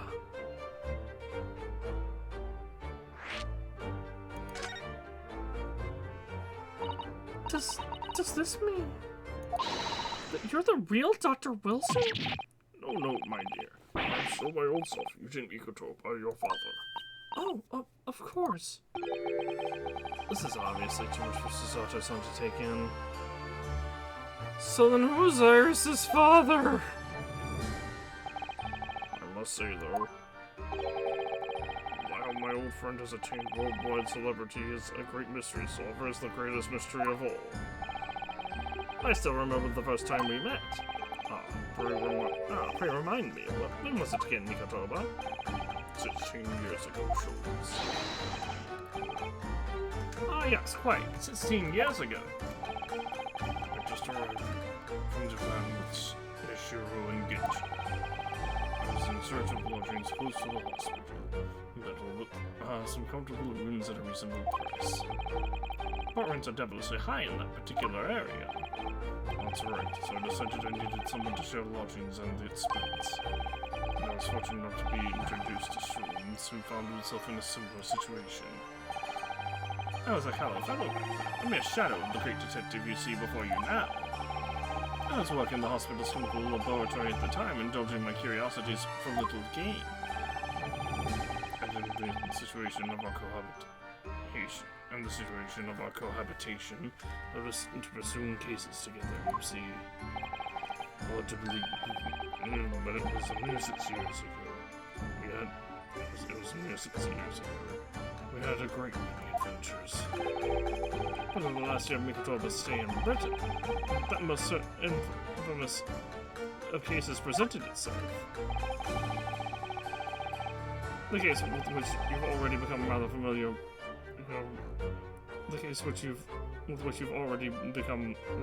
with yourselves, the professor killings. After the trials, Ishiro and I were summoned back home. Hardly surprising given the circumstances. So there you have it. And as you know, the details were recorded by my trusty chronicler. All the details recorded by my trusty chronicler remain in that metal chest. This is just amazing. Professor Mikotoba really is Mr. Sholmes' famous partner.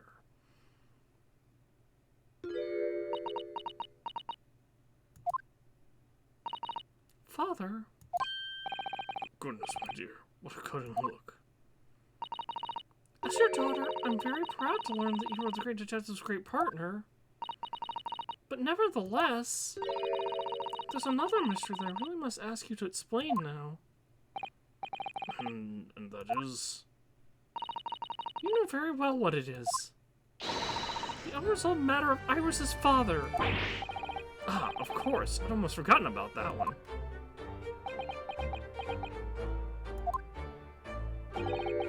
I should have seen this coming, I suppose.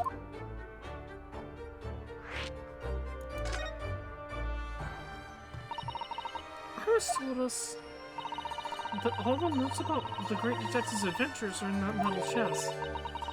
And all the notes about the great detective's adventures written in that metal chest were written by her father.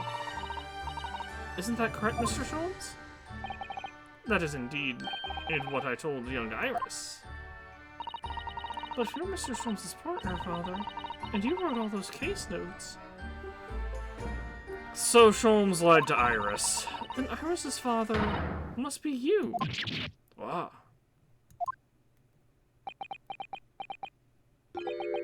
Upon my word, Mr. Sato. You're coming along wonderfully as well. You too have hit upon the method at last. You finally grasped the art of deduction. What? What you've always told me, Father, is that your mother died when I was born 16 years ago. And you left me in grandmother's care whilst you embarked on your study tour of Britain. I've always accepted that. But... all this about Iris? Oh, there it is. Susato-san's ice-cold stare. No, hold on a minute. It was very complicated. I mean, it's really not what you think. Then perhaps you'd like to explain exactly what it is? There it is. As if from ice cold to red hot, just before she... No, really, you've got the wrong end of the stick. Sholmes, say something, man!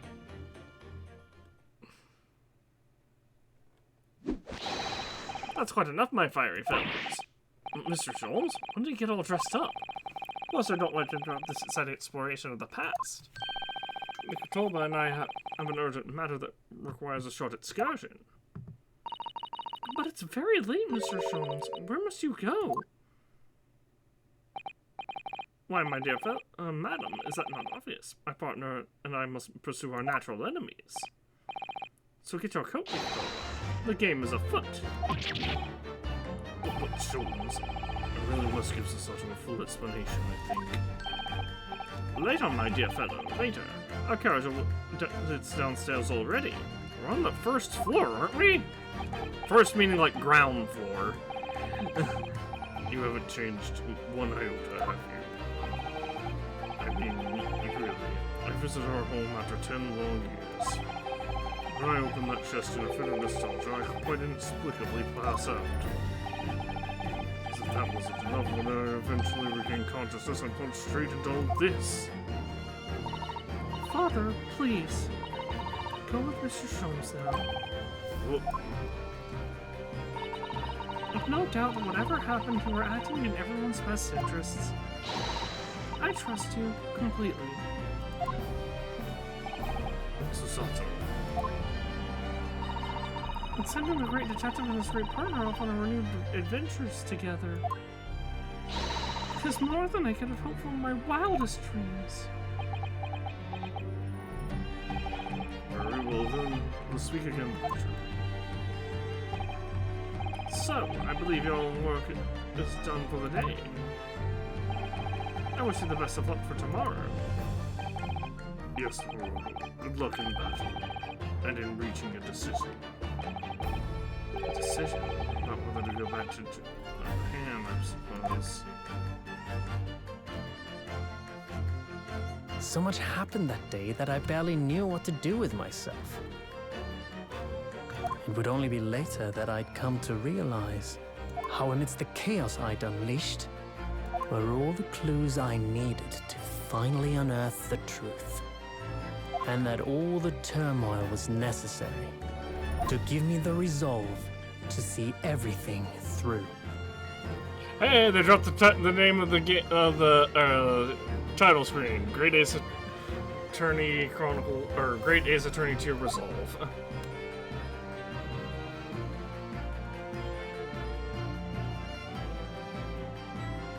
End. Oh, that's unexpected. Interesting. Well, I guess we'll end things off here because it's been 3.5 hours. I did not expect. I didn't think that there was going to be an end. I didn't think the case was going to end there, or the chapter.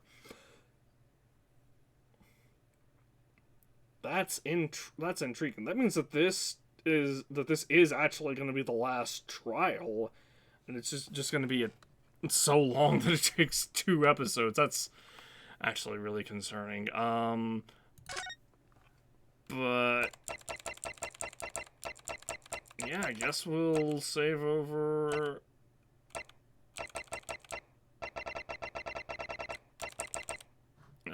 Here, I'll save over slot 1 for now. Final, the resolve of Ryunosuke Naruhodo. Yep, we're gonna be going straight into the trial, most likely tomorrow. So that's gonna be the end of not only the episode, but also the end of stream. So good night. I will see you all tomorrow.